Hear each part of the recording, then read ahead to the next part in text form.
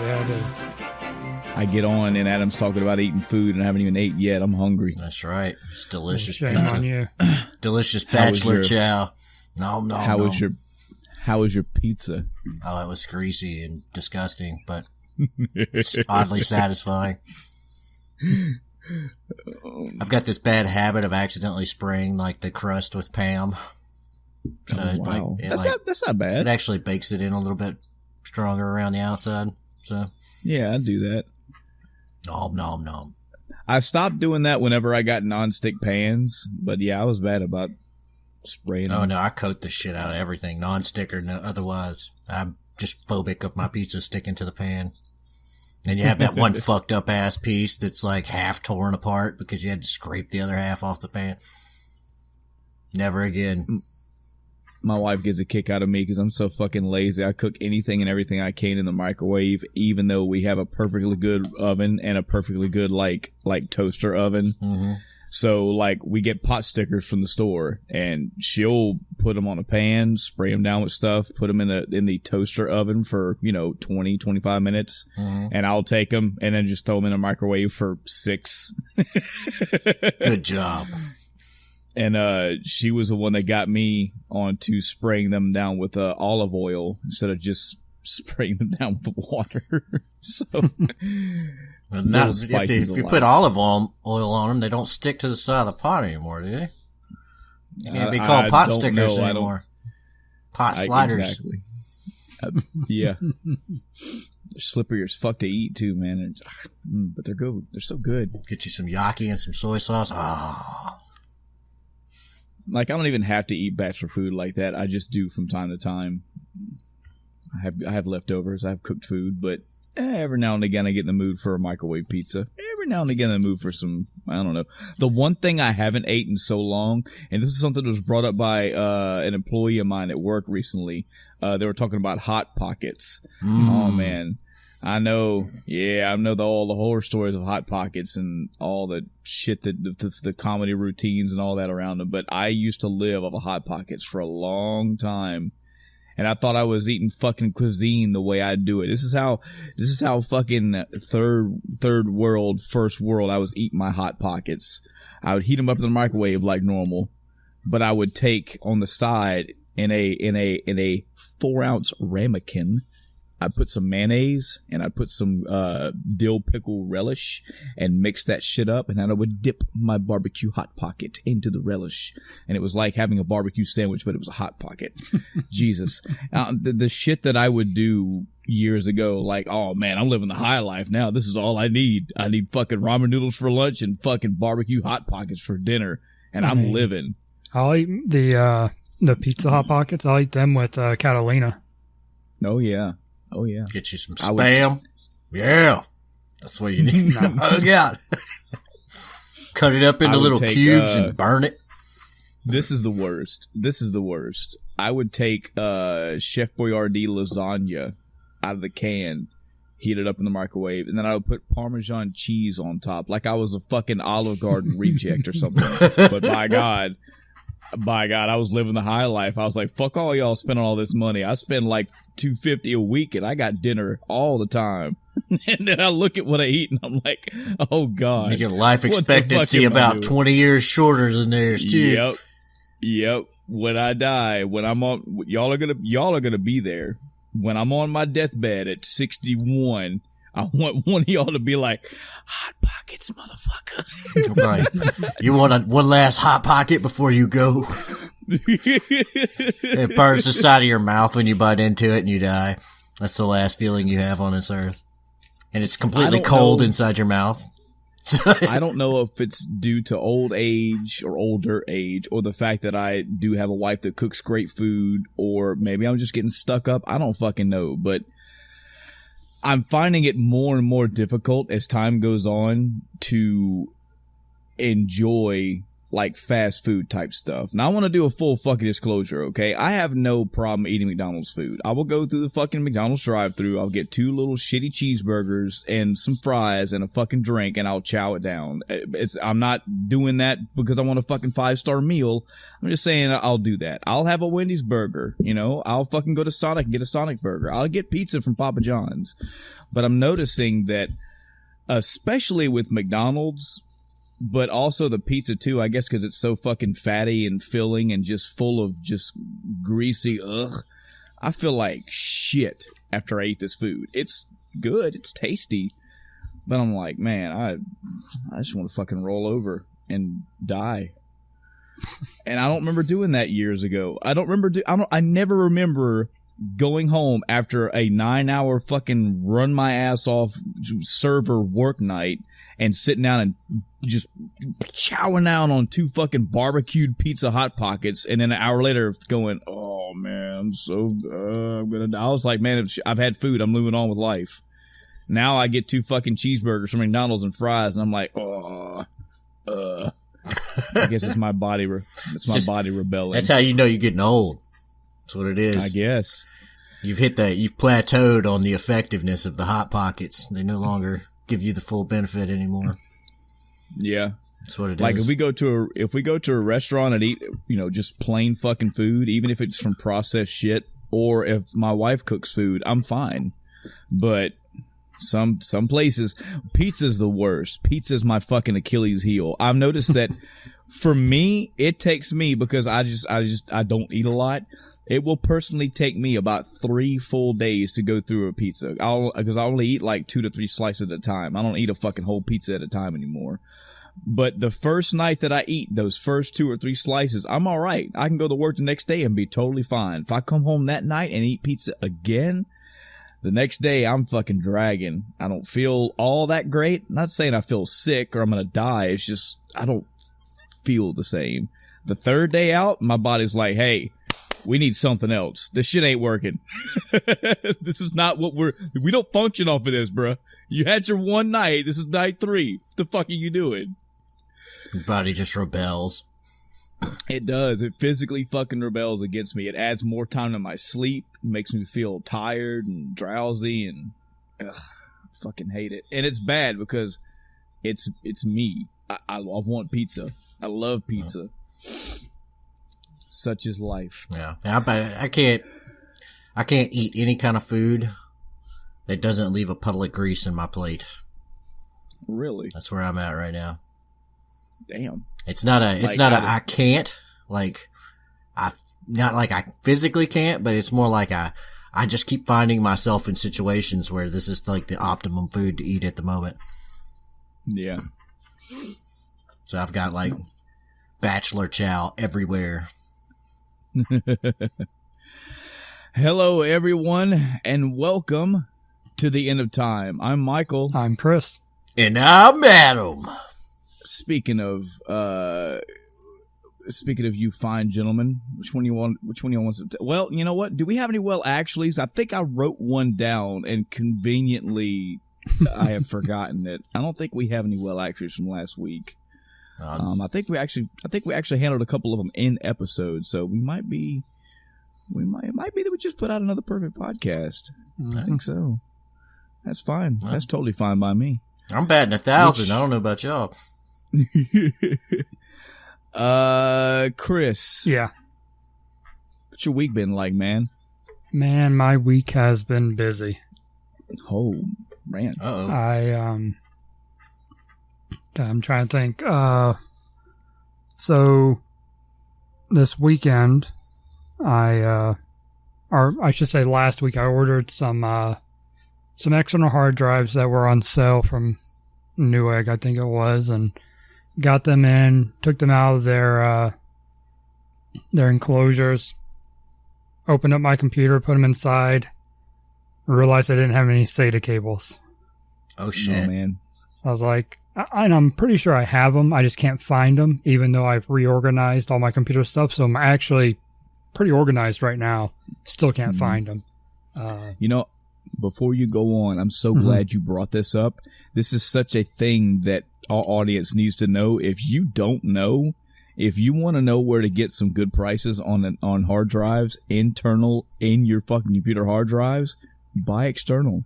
Mhm. Because most of them, you literally take the $4 plastic logo case off, and it's a completely different brand name hard drive internally. I had I want to say it was a Buffalo hard drive, and it was a 2 terabyte. This is the first 2 terabyte hard drive I ever bought, and I thought this thing was a shit. But I could not find anything about Buffalo being a fucking hard drive manufacturer ever, nowhere. And I ripped the bitch open, and it's a fucking Western Digital internal hard drive inside. Nice. Just hooked up a little fucking $3 chipboard and a cable, just splice the two together. I was like, you son of a bitches. Yeah, the big thing with the externals, though, is that they typically have a slower drive in them. Right. Like these two externals, they were 4 terabytes, and they were Western Digital Blues. So, yeah. not great, but it's all right. It's a data drive. It'll be okay. There's not really a huge difference, for what I do. It's not like I'm booting OS off it or doing anything crazy. But yes, I realized, okay, don't have any SATA cables. Went on Amazon, ordered like 8 of them. I was like, all right, I'll put my computer back together, wait for those to come in. Boot my computer up. My data drive is gone. I'm like, Oh, no. No. Okay. Dude, I think I cursed you with this because it happened to me and I just passed it on. Nah, so I'm I opened sorry. it up after like 2 days of not caring. And I'm like, all right, so I redo the cables, whatnot, turn it back on. It's not recognizing my OS. I'm like, huh. The hits keep on coming. Well, this is interesting. I know these drives aren't dead. So I'm like, all right. So I sit down and I look at it, and I realized that when I was putting in those extra drives, I grabbed another, SATA power cord for my PSU, and I plugged it in, and my other drive and the boot OS or boot drive were on that cable. So apparently that cable doesn't work with my PSU, even though it's in the baggie that goes with it. So I don't know if I screwed up or if it just, I don't know. So I put everything on the original power cable and just left out the other drives. Hey, it works. Imagine that. So I'm back to, the status quo. Good. But I did go ahead and order a new PSU that came in. I haven't installed it yet because I was working on my girlfriend's mom's computer because her hard drive died. So I was replacing that and stuff. But Man, it spread even farther than you thought. yeah. Yeah, so that took up a lot of my time this weekend trying to figure out what was going on with my computer. That and there's something else. But I was playing some Destiny 2. They had a Triple Valor, which is a type of reputation in game weekend. And there's a certain, reset your rank twice and you get this special item, and I was like, all right, I'll do that. So most of the time over the weekend I was playing that. And I was like, all right, I'm done with that. I can go play other games.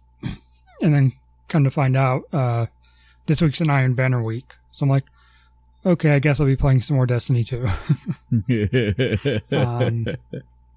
But I do have 4 other games to get some first impressions on. Okay. The longest I played any of them was 3 hours. I'll start with the least amount of time. And these are Steam games that I bought during the sale. I mentioned before I was trying to go through and actually play some of these games. So I did so. The first one is Life is Feudal, Forest Village. And this is a, surprise, a simulation game, city building type thing. And this one I only played for 20 minutes, and that was only the tutorial. It really reminds me of another game I played, I believe it's called Banished. It's another city building game based in, you know, I guess it'd be medieval times, roughly, or earlier. Yeah, Banished. It seems like it'll be okay. Like I said, I only did the tutorial, and it was a very simple tutorial. I was expecting a little more out of it, and when it ended, I was like, okay, where's the next one? You know, I thought it was a series of tutorials. But I guess that's the only one. It's like, figure the rest out, bitch. And it just drops I you mean, again. it's not a super complicated game overall. I mean, it's a simulation game, you know. You build up your place, and once you realize, you know, what kind of buildings you have to manage, that's pretty much the only learning curve to them. But it looks like what Banished should have been, just based on what I saw in the pictures and what little I saw in game. Is very similar, but probably a little bit more polished. I'll probably play it some more, maybe this week. We'll see how much I get tied into Destiny, and some other games are coming out. We'll see. Another game I played is War Bearers. It's one word. War Banners. My mind was going already. Is that like Banner Saga? Or No. Okay. No, it's not. It is a tile-based, turn-based game.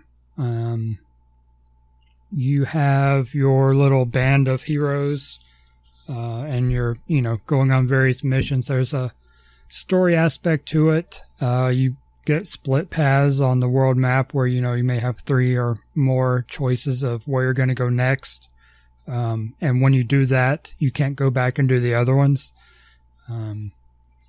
I played that one for 2 hours. I got probably 4 missions in. I think it was around 4 before I actually just straight up died. And when you die, you have to reload. And I'm not sure where I saved last, but I'll figure that out when I go to play it again. It's an interesting game. It has an option that lets you pick 30% less health for everything. And I was like, that's an odd setting. But once I actually started playing, it felt like everything was really slow. So that, you know, health reduction would kind of speed combat up a bit. And it's across the board, so it's pretty balanced afterwards. I haven't tried it, but I don't know if I would either, because I need all the health I can get. Trying to stall, and you don't have any sort of healing at first. It's I got my healer, I think, second to last mission I did, and that helped a ton, but the healer has mana to manage. So you'll heal, and then you heal, and then you're like, oh crap, I can't heal anymore. And it may take you a turn or 2 to get the mana, and then skills have cooldowns. So I heal, and then I can't heal with that cure, you know, for 3 more turns. It works out overall, as far as, you know, staggering them, and some of them are more powerful than others. Some are, you know, melee range, some are mid range, and some are longer range. Overall, the game is interesting. I don't know. It nothing really, I would say, turns me off about the game, other than it's a little bit slow. But there's nothing, you know, glaring. There's also not really anything that makes me go, wow, this is, you know, unique or special. It's a pretty run-of-the-mill on it. Yeah, it's a pretty run-of-the-mill, you know, turn-based game. Well, and depending on how much you even paid for it, that's totally fine, you know. Yeah. This is kind of something I was trying to emphasize the episode where I was just spending 4 hours talking about Steam. I don't mind dropping $4 on a mediocre game. Like if I don't know out the gate what the fuck the game is, I have basically screenshots and trailers and a bunch of random people saying random things about it. $4 is nothing when I start the game and go, you know what, this is okay. Mm-hmm. You know, it's not bad, it's not great. I could probably go through it. I probably will go through it, but But when I pay $60 and pop that plastic and then want to throw it out the window, 12 hours later because I just can't force myself to get into it, that's when it hits home. You ever had a game where you just immediately chunked the game and like within an hour? Within like the very first hour? Not often. I know I have. I had to sit down and do some homework. Actually, to tell you the truth, this is kind of topical. Tales of Symphonia was one of those. Really? Yeah, and again, I really feel bad about that because I'm willing to bet that there was a language option in the options menu, but I just there's other things about that game too. But it wasn't horrible. I wouldn't. Okay, well, chucking it out the window is that's a different statement. I wouldn't put Tales of Symphonia in a window chucking moment. But I know there have been games where it's been, oh no, no fucking way, not doing this. This is bad. I'd have to sit down and do homework though. Yeah, I had Two Worlds 2. Or not Two Worlds 2, but the original Two Worlds. Mm-hmm. Oh yeah. Was that, I always get this confused. Was that the game that came with the contest that like whoever did this thing, it had like $1 million contest and then they totally did not go through with the $1 million contest? It may have. I don't know. It was actually my friend's game who brought it over. It was like, yeah, I'm just on the fence about this game, man. Come try it with me. He pumped that shit in my fucking Xbox. And we got through the little tutorial thing. You did like a little makeshift dungeon. You picked up some items and you got to play around with the crafting a little bit. You got to do a little combat and solve a couple puzzles. And it's like, oh, this isn't too bad. I could deal with this. Then the characters started fucking talking. And this guy sounded like the cheesiest voice actor with the worst recording equipment. And it was tonally wrong. This is like, I give Andromeda a lot of shit, but it wasn't this bad. This guy was like, "What are you doing?" And it's like, it was the weird inflections, like he wasn't a native English speaker or something. And he's like, "Yeah, it is raining outside." It's like, what the fuck, dude? Just what? And so I took that shit out, put it back in the box, and tossed it onto my porch. I was like, this thing is not allowed to stay inside. Don't open that door. I mean, it wasn't even that. It was like, if you took that and then like removed all seriousness from the voice actor. Like he didn't even like play it straight faced. He knew he was fucking around. Mm-hmm. And so, yeah. I did give the second game a shot, and it did a lot better in that regard, so it held my attention a lot longer. But Two Worlds, the original, will always be the first one to have ever made me boot a game out of my house. A couple recent-ish games that did the opposite really well, God of War and the end of The Last of Us. Chris, I remember a scene in The Last of Us. You remember when old boy kidnaps you and you're locked in a cage and he breaks his thumb and he goes, "Just tell me your name." And she's like, "Ellie." He's like, "What?" You can tell him that Ellie is the one that broke your fucking finger. The look she has on her face when she says that, I was like, oh, facial animations that actually match the voice, the inflection, and the attitude. Good job there, Sucker Punch. Yeah. Naughty Dog. Sorry, not Sucker Punch. Poor Sucker Punch. Myself right there. Poor Sucker Punch. They get blamed for shit. Yeah. So War Banners is I got it for $13. It's and that includes the single DLC that's for it. Not on sale. It's like $23 for the bundle with both. So not terrible. And I'll probably play it a little bit more. I don't know. We'll see. And Life is Feudal. That one was also $13 on sale. I don't know what it is now. I didn't look at that page, but again, super cheap. As far as that goes, not too bad. Another game I tried was Regalia of Men and Monarchs. So this one is a interesting game. The combat is a tile-based combat. This is a straight up it's more of a straight up RPG than Warbanners is. This one is interesting because you actually have basically a city that you're the heir to. So you're coming back, and your missions revolve around making the city prosperous again. So you have different buildings you can upgrade and stuff. Not a very complex system, but it's still there, and it's something other than fight. Yeah. There's a world map type thing where you go out and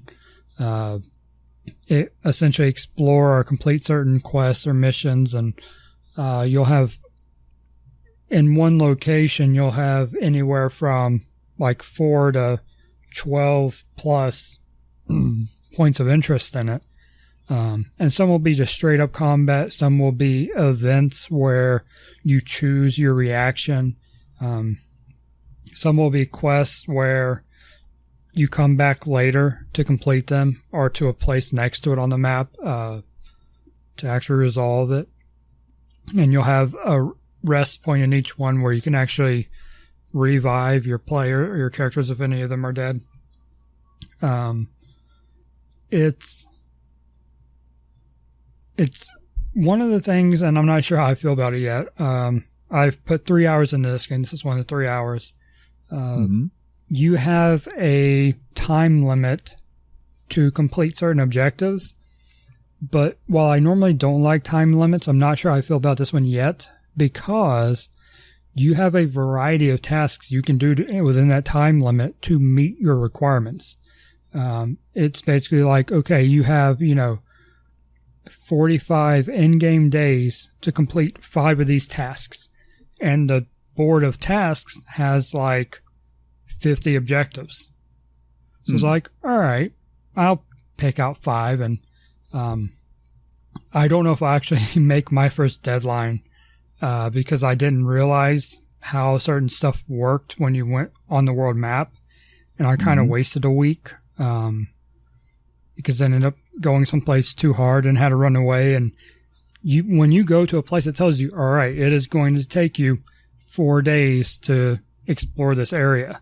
If you retreat while you're still on the first tile, you still lose the 4 days.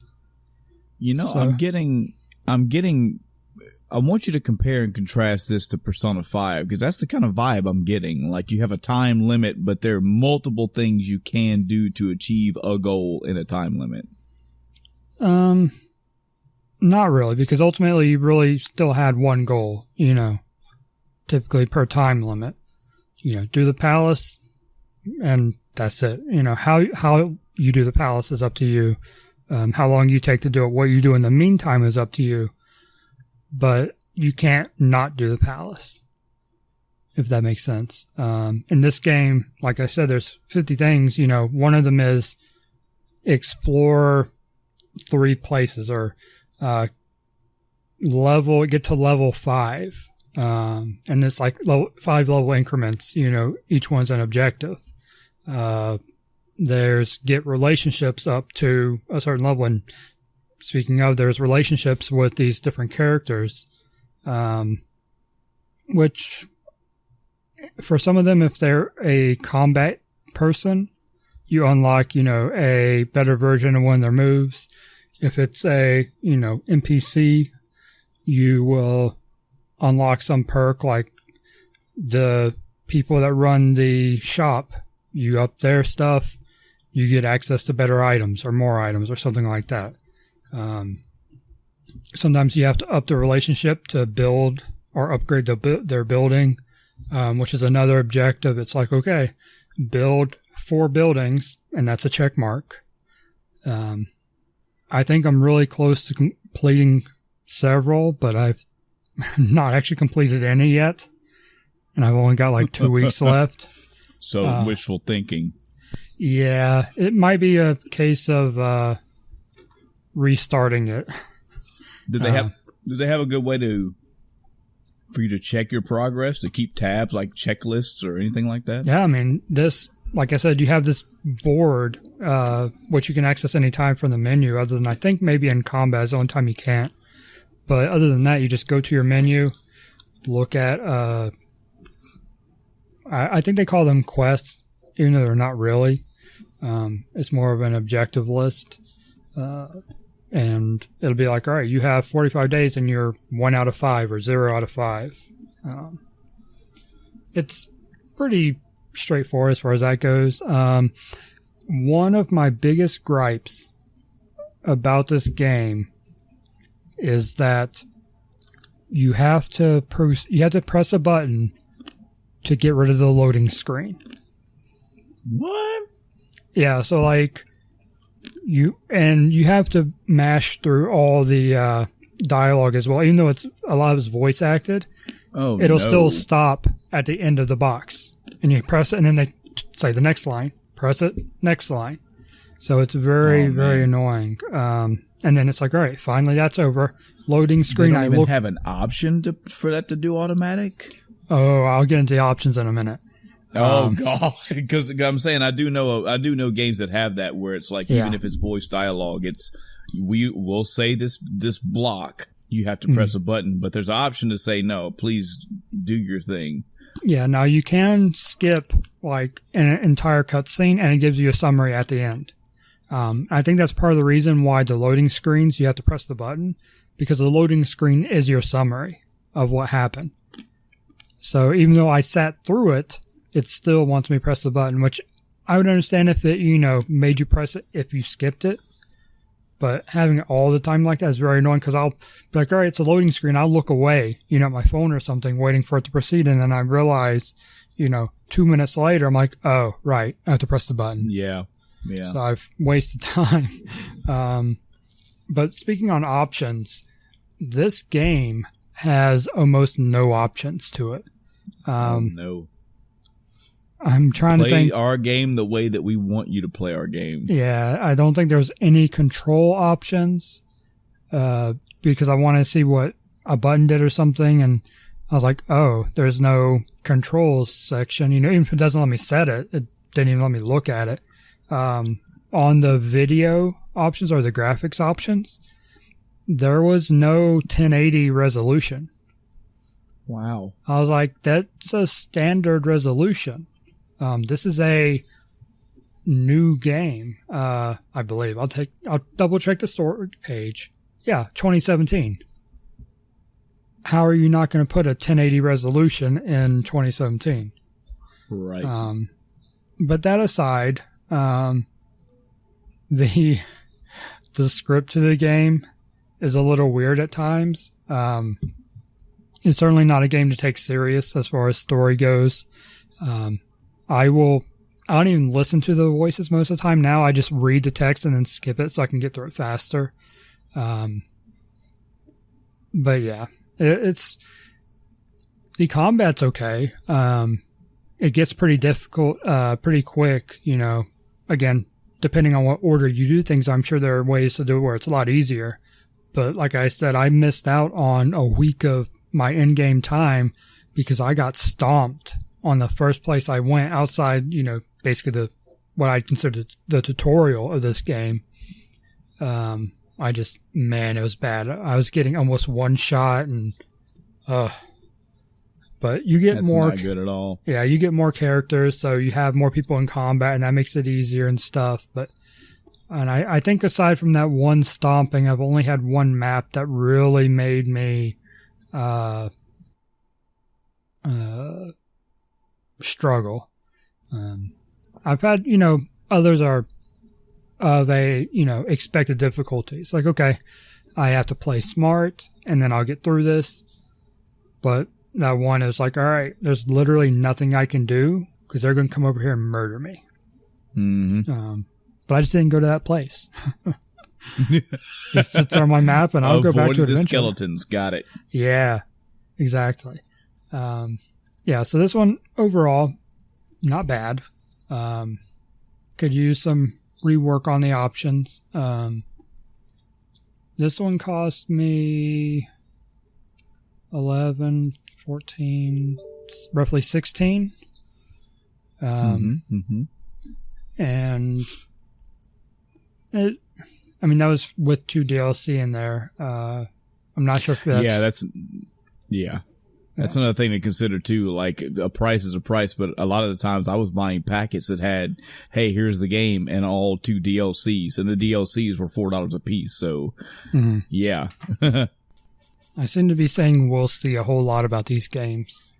That's kind of, where it is. I play for a couple hours, 3 hours, and then I'm like, all right, got my first impression, and I may or may not come back to it. I probably will eventually, but I also say that about a lot of games.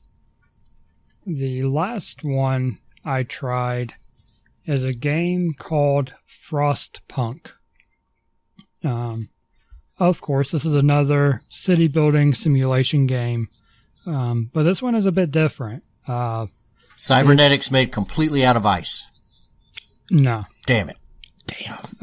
The premise of this game is that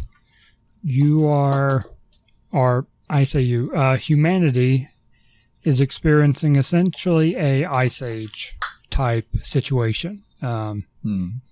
The particular settlers you're controlling come from England, and they've traversed to wherever this is taking place. But it's very, very, very cold. And you basically have a tower in the middle of your area that radiates heat. And as you research, you can upgrade it and extend its range, make it warmer. And you basically build, one of the unique things about this game is you build on a circular, it's not grid based, it's a circle, I don't even know how to put it, but basically you build in a circle around this core building. So instead of having a grid, X and Y axis like normal, you have these curved axis you build on. So you kind of have a perimeter that you can build within. Yeah, and some buildings won't operate at all if they're not close enough. You can build these little, smaller radiators once you research them to give heat to outside of that. If your people have to work outside of the radius, they will get sick. And man, that is a snowball effect. Damn. Because people get sick, then they can't work. Then you don't have enough coal to power the heater. So then everybody else gets sick and everybody starts dying. So wouldn't it be like if you got the thing to go too far out, wouldn't it just like roast the shit out of the inner part of the circle? Wouldn't it get like too hot to be too close to the thing that's radiating heat? Yeah, in reality, probably. Okay, but so it doesn't have that. Game. Doesn't have that mechanic in it. No, it does have tiers of warmth, though. I think the coldest one is icy, or that's the second to worst one. Icy, they have a pretty good chance of getting sick, but they'll probably be okay. And then it's something else, and then it's comfortable. I think that's the highest it goes, because there are like 4 tiers. But you really only need the second tier or third tier at a minimum.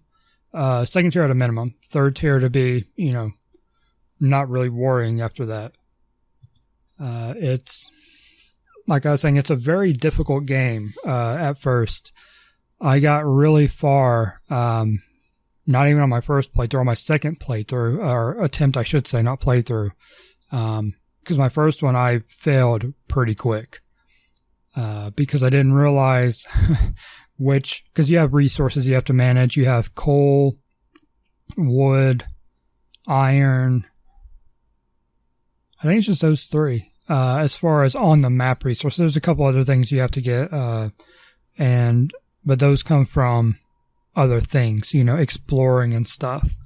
You send out an exploration team, and there's a little bit of story that goes on, outside your city, where one of the first, outside plot lines is there's this other settlement we know about, it's supposed to be like ours, but, what's going on with them? We haven't heard anything from them.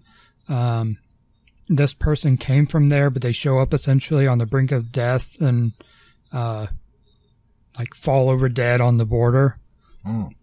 So you have this little story, send out your people to explore, and when you find something, you can either have them keep going or come back, or if you find settlers, to come join you, you have an option of sending them back on their own or escorting them back. If you send them back on their own, they may or may not make it. So it's a very grim, brutal game. Like I said, it's got that snowball effect when something goes wrong, and it makes it very difficult. You have research you do, of course, as typical with these games. It requires a lot of micromanagement on where your workers are, what they're doing. The order you build your buildings in is very important, because if your people, like I said, if they're cold, they're going to get sick fast. So you want to build houses, but then you need resources for houses, so you have to go get wood, but the wood's out in the cold, so you need to make them warm, but then your people without the houses are cold. So it's like, all right, someone's going to be cold. What's the least amount of cold I can manage for this amount of time? You're like, who gets to die? Yeah. Who's the least important? Speaking of, you actually have laws you pass in your settlement. Dude, this shit sounds deep as fuck for a fucking... It's like being cold is illegal, punishable by death. No, it's like when someone's gravely sick, which means they're basically uncurable. It's like, okay, well, what do you want to do with them? Do you want to keep them alive? Do you want to, I don't think you actually just straight up kill them. But one of your options, they are better cared for. And the other one, they're just kind of there and will probably die off faster. But you have, and on top of all this, you have a morale and discontent, two different bars you're managing. So when discontent is higher than morale, people start rioting. They get unhappy. They start complaining, and they'll give you objectives to meet. It's like, all right, people are cold, and you're like, all right, I'm going to build houses for you. And they're like, all right, you got 3 days to do it. If you don't have it in those 3 days, they ain't happy. So the discontent goes up. So it does kind of give you a little objective you can accomplish to stave off disaster. Yeah, to, make the people happier, but man. It's a good mechanic. It's pretty rough though. And this was actually recommended to me by a friend, and I was telling him about how difficult he was. Like, yeah, at first it is, but it gets a bit easier once you understand the mechanics more and get used to it. I'm not to that point yet. I only put 3 hours in the game, but that was 4 attempts. I think one of my attempts was probably over 2 hours, and then one of them was like 10 minutes, and one of them was like 20 minutes. Like, so, what happens if we turn the fucking thing off? 10 minutes later. There's a lot of order of operations. And stuff was getting real serious on my longest playthrough. You know, we had this whole faction that popped up at a certain point because I progressed the, you know, exploration. And it's like, oh, things are worse than we thought. So then we have this group, this faction pop up that want to go back to England. They're like, screw this. We're just going to go back and deal with it there, you know. And so you have additional mechanics after that. You know, you're trying to keep your people happy so they don't join this faction of essentially rioters. And, yeah, it's rough. But it is probably the game I'm going to go back to, or most likely go back to sooner, just to try to manage through this one. It's rough. With all these games that you've mentioned so far, and all the ones that you bought, all the ones you've been trying, what do you feel that you've done the past week or so? Do you feel that you have one game that you are just barreling into, or are you still just peppering your time across multiple games? I'm still trying multiple games. Yeah. I'm trying not to get too stuck on one of these games, because with simulation games in particular, you can spend forever on them, you know, if you let yourself. It also doesn't help that I've got all this Destiny 2 stuff to do, which I didn't even mention. One of the things they released their Moments of Triumph, which I talked about before, their objectives basically for the first year. And they did this in Destiny 1 for all 3 years. But you have a little list of stuff to complete for the year's worth of content. And man, I'm behind on it because of how little I played. And then there's a seasonal event that starts into this month, leading up to the beginning of year 2. It's kind of like a little in-game festival type thing, where there's some, I don't know what this one has, but you know, there's usually some decorations around the tower and some special equipment sets and stuff, or I imagine this will be ornaments to wear, or if it's not actual armor sets. But even once I'm done with Iron Banner and I'm working on my light or power levels, I still have all these Moments of Triumph to do, which means, you know, I need to go do the raid. Yep. I need to do a lot more of the strikes in the game. I need to do this and that. So it'll be interesting balancing act trying to get all these things done, which I've not missed a single triumph. This is what I want to know, because this is worrying me just hearing the way that you're bringing this up. Are you happy that you have all this backlog stuff in this game to do? Like, are you happy that there's all this content? There's just so much stuff for you to do? Or do you feel like, oh shit, this is a lot of work. Let me get on down to the grind. Like, are you happy or are you going to work? It's a little bit of both. Like it usually is in any kind of MMO where you're like, I gotta do this, I can do this. I'm really looking forward to the payoff, but to get there, I've got to do all this bullshit. I completely understand. I'm not going to deny that. Like, I know that if anytime new raid content comes out in Final Fantasy XIV, I wanted to play it. But I knew to do that, I would have to do the grind. The fortunate thing is the first, maybe week or so, it's all new content, and then it only gets grindy for the last, 3 weeks. I get that. But if you haven't played for so long, like if and I'm not going to, but if I was to jump back in 14 right now, I've got damn near an entire expansion plus like 7 patches worth of content waiting on me. You heard it here first, folks. He's coming back to Final Fantasy 14. That's exciting, but I would also know that I would look at it and go, oh boy, this is a lot of dungeons. It's a lot. Oh man. So how are you feeling as far as this is going? Like, I don't mind doing the raids. At least I don't think I'll mind. The first one I didn't really like, so I didn't do any of the others. But now that we're so much higher than the content itself, we can kind of brute force through it, and I can check that box, and I may have fun now that it's not so brutal. And maybe the other ones are fun to do. So that part I'm not too concerned about, and that's only a do it and you're done thing. If I have to hop on and each one takes an hour to 2 hours or 3 hours tops probably for the longest one, which I think would probably be the first one or the newest one. That's not bad. What I really don't want to do, and this is where it's going to be forcing myself to do it if I want to complete everything, are the strikes. Because I haven't been doing them outside of the weekly milestone, which you only have to complete 3. And the objective for the Triumph is, I believe, rank 30 or 50 with the NPC. You get like, say, 5 tokens per strike. We're going back to the tokens. Mm-hmm. Very familiar, and it's one of the shitty things about Destiny 2 is this token grind, as opposed to just straight up faction rep. But say you get 5 per strike, well, it's 20 per level.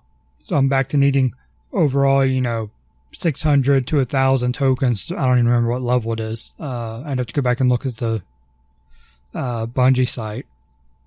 But that's the only one I think on the list. I was like, oh, great.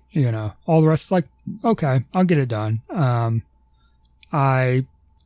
think I'd already finished the Crucible related one, the Valor related one, before this weekend. But if I hadn't, I would have had it done this weekend, with the Triple Valor stuff.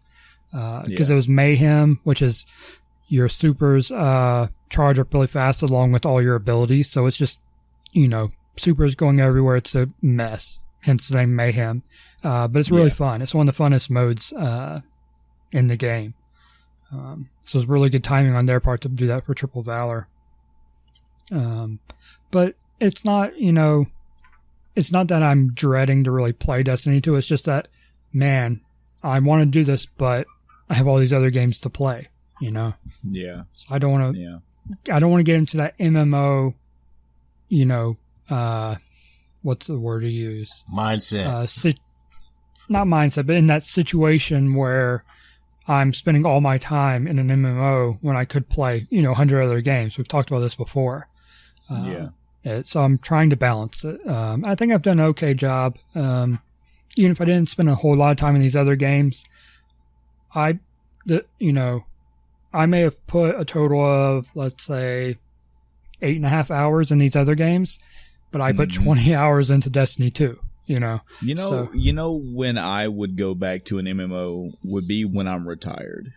Like if I didn't have to work, if I was way older in my age, had more experience, more time, and had nothing else to do, maybe the last 5 years of my kid's life or whatever.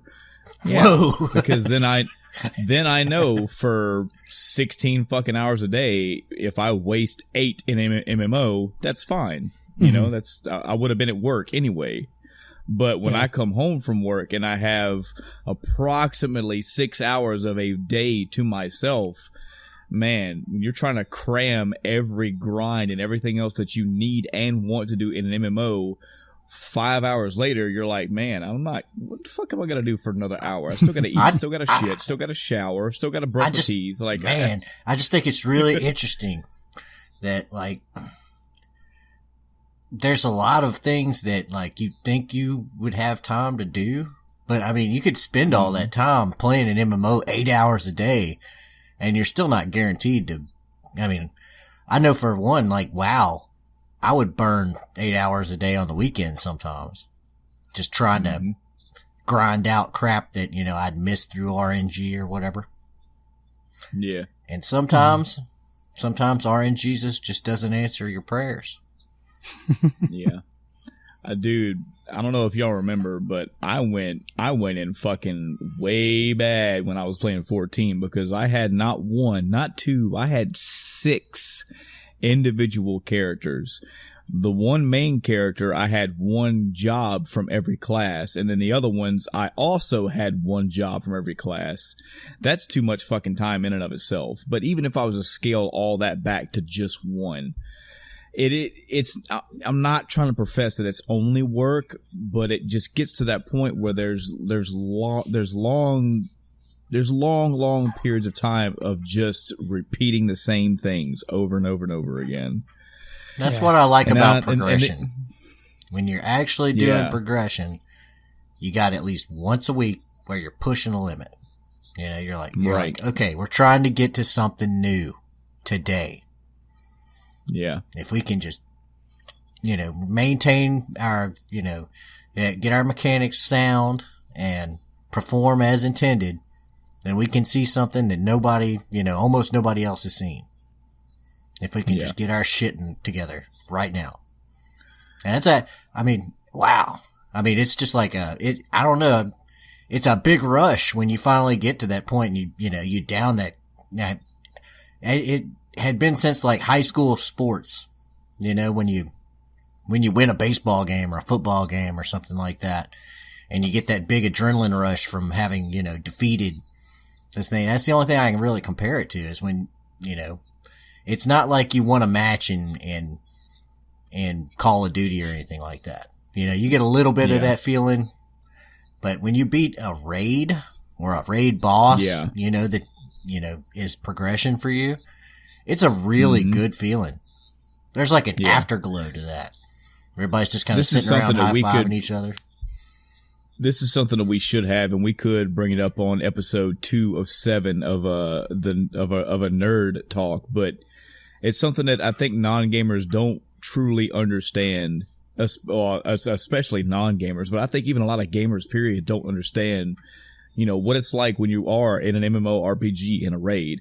I mean, fuck, when I was playing 14, that was only 8 people. That was me and 7 other people. Adam, how many people are averagely in raids and WoW? Mythic is 20. 20 individuals. Now you got to think about that for a minute. Even from the small aspect, Final Fantasy 14, 8 people. That's 8 individual people striving to do their job as perfect and as precise as they can. Is it a lot of death, repeat, and do it right, do it better next time? Yes, it is. It's you're gonna die fucking 400 times before the entire team gets it right. So yeah, it is a little bit of memorization, but it's also execution.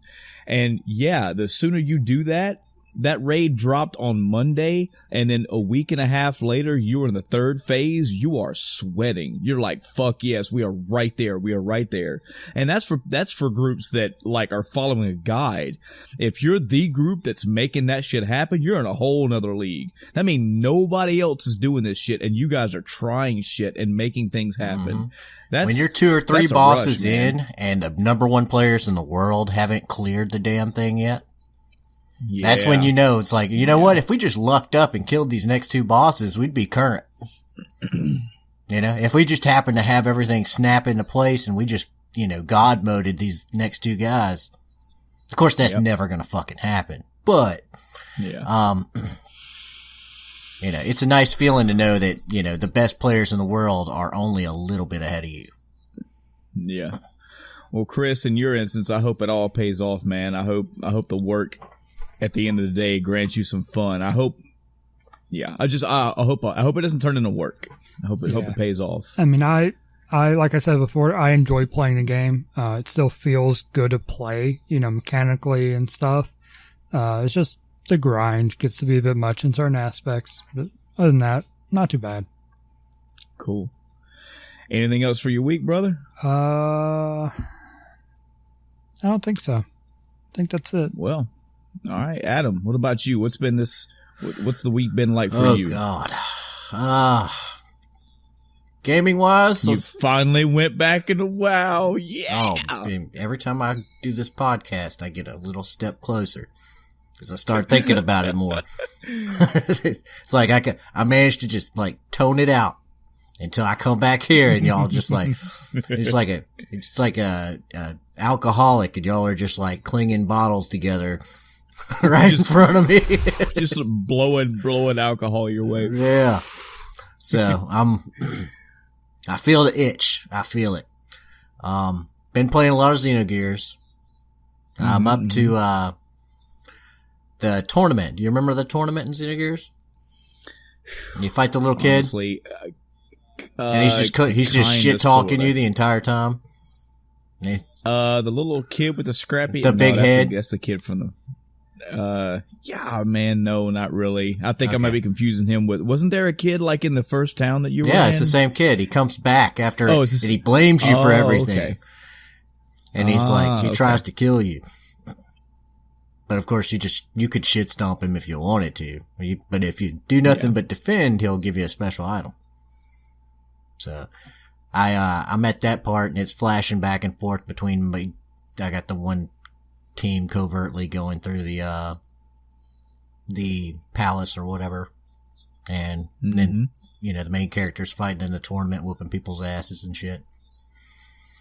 So, and it was so well put together. That whole section, that whole town was a fun experience doing the hide and seek, and going through and, they had that little fair where it was kind of like the Millennial Fair with all the little games and stuff like that. And you could like drink, and your character would get drunk and the screen would start swooshing around. And, there was a bunch of little cool things. I love that entire section, jumping around from building to building, trying to find people, and so good, so good. And then already knowing what's going to happen later on, I'm like, okay, this is pretty cool. It's pretty cool. Yeah. But I never get tired of going through this game. Never ever. But I'm getting to the point where I can see the lines. There's still every once in a while, like trying to find the 3 kids that were playing tag or hide and go seek or whatever it was. I can't remember where the fuck they are. I'm like, I know they're around. I know for a fact that it's like some place where you would be like, oh, okay, that's kind of not obvious. It would be there.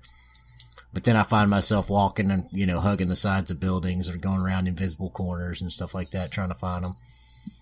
It's a pain in the fucking ass. That probably was my that was my downfall this week, was trying to get that done prior to doing the next part.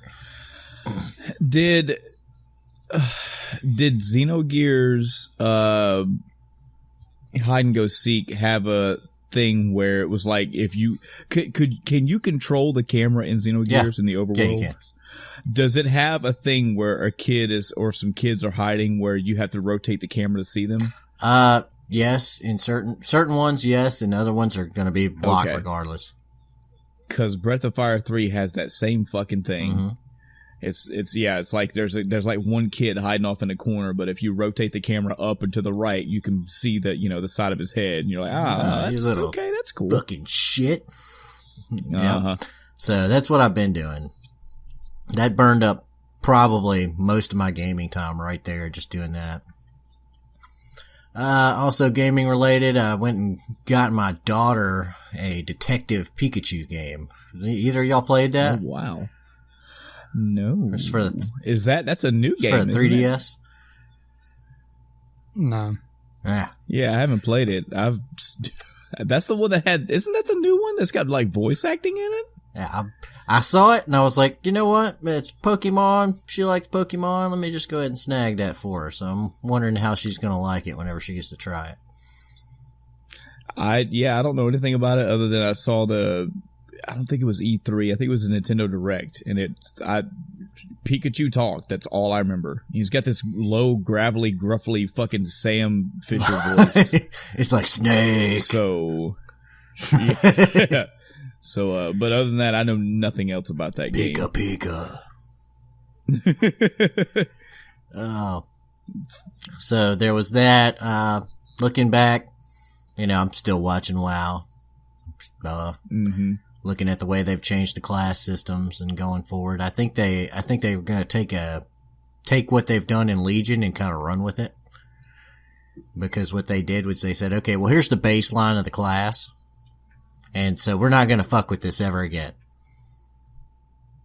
Because what had been previously was they'd completely reinvent classes as they did revisions. And so the way a Fury Warrior played in Vanilla WoW is absolutely nothing like it played 1 expansion later, 2 expansions later. Every time they did a new expansion, they would change the class up. And the specs of the class even more so. Now I think they're going to try to make a baseline, and as the expansions come out, there's a secondary tree that will tweak the base statistics of the class. So they'll be doing their tuning through that, if that makes sense. So you'll have like the base way a class plays, and then if you were to go into the latest expansion, well, then you'll get this weapon, and then the way you level the weapon or whatever will change the way your powers work or whatever. And they'll be playing around with that, and it'll also give them kind of a storyline reason why your shit's all different every fucking time. Yeah, which is good. Please do that. So, sounds like a pretty cool thing. I'm going through watching everybody's kind of Clash reviews right now online, and, you know, and then I catch myself watching it, and I just kind of turn the phone off, you know, start chewing some gum. But, yeah, that's pretty much been my week. I also, played a little D&D. That was about it. All right. Well, where do I want to start with mine? I guess I'll knock some movies out of the way with mine. Saw quite a few movies over the past week. One was catching up on a movie that I should have seen sometime in my life. I just never got around to it. Or I think I remember seeing bits and pieces of it, but never watched it all the way through. And that was 12 Monkeys. I was so out of this movie that I didn't even know that this fucking movie was about time travel. That's how off I was. And I will say the story was interesting. The movie was okay. I just don't like the direction of the movie. I don't like just something about the whole movie itself was just off-putting. But it's got a pretty decent enough time travel story. It's got Brad Pitt, Bruce Willis in it. So yeah, I finally got around to checking that one. I was in a Casey Affleck kick apparently because I watched Gone Baby Gone and Manchester by the Sea in the same day, and this was a fucking downhill slope of a day for me. Gone Baby Gone is a movie about a child being kidnapped, and they hired a personal detective, a private investigator, to go help find the kid. And the more he learns about this kidnapping, the fucking way worse it gets. Really don't want to say anything more than that. It's a deeply involved story that's like, it starts off as just a kidnapping story and just keeps going.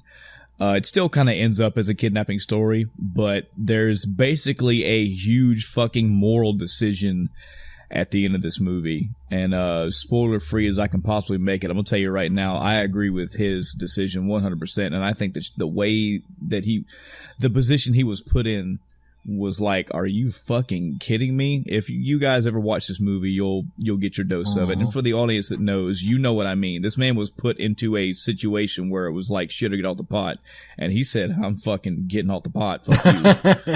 And it's just, but the level and the gravity that was put on him was just, this is one of them where like, well, what would you do if you just saying that, but you're not in it? What would you do if you were? I know what I'd do. I followed that up by watching Manchester by the Sea, and Jesus Christ. Okay, just for reference here, one of the many podcasts I listen to is Cinema Sins, for anybody that's looking for another podcast. This is by the guys that do the Everything Wrong With series on YouTube, which is another good YouTube series. If you've never checked it out, you should. They basically watch a movie and they pick apart the bullshit in it. They just point out the common sense errors, yada yada yada. They have a podcast where they go through and talk about movies. A lot of their formatting we kind of do on this show as well, but often they recommend movies. And most of these I was recommended or was recommended to watch, and I checked them out all on the same day. And I remembered some things spoiler free that they said, because they were usually giving spoiler free reviews. I remember some of the descriptions they gave about these movies. I just forgot when I watched them like a week later, specifically what they said was bad about them. Not bad as in like the movie was bad, but as in like you're going to be in a dark place when you finish watching this movie. Manchester by the Sea was the first one I watched, and oh my God, the shit that this man goes through, it's heart-wrenching. If you have kids, don't watch Gone Baby Gone, and if you have kids, don't watch Manchester by the Sea. Manchester by the Sea, in the first 10-15 minutes, I actually thought this was going to be sort of a rom-com, the way the movie was playing out. He's basically a janitor, a fucking utility man for a couple of apartment buildings, and it just shows him going about his daily life, just fixing people's plumbing and electrical wiring and moving furniture.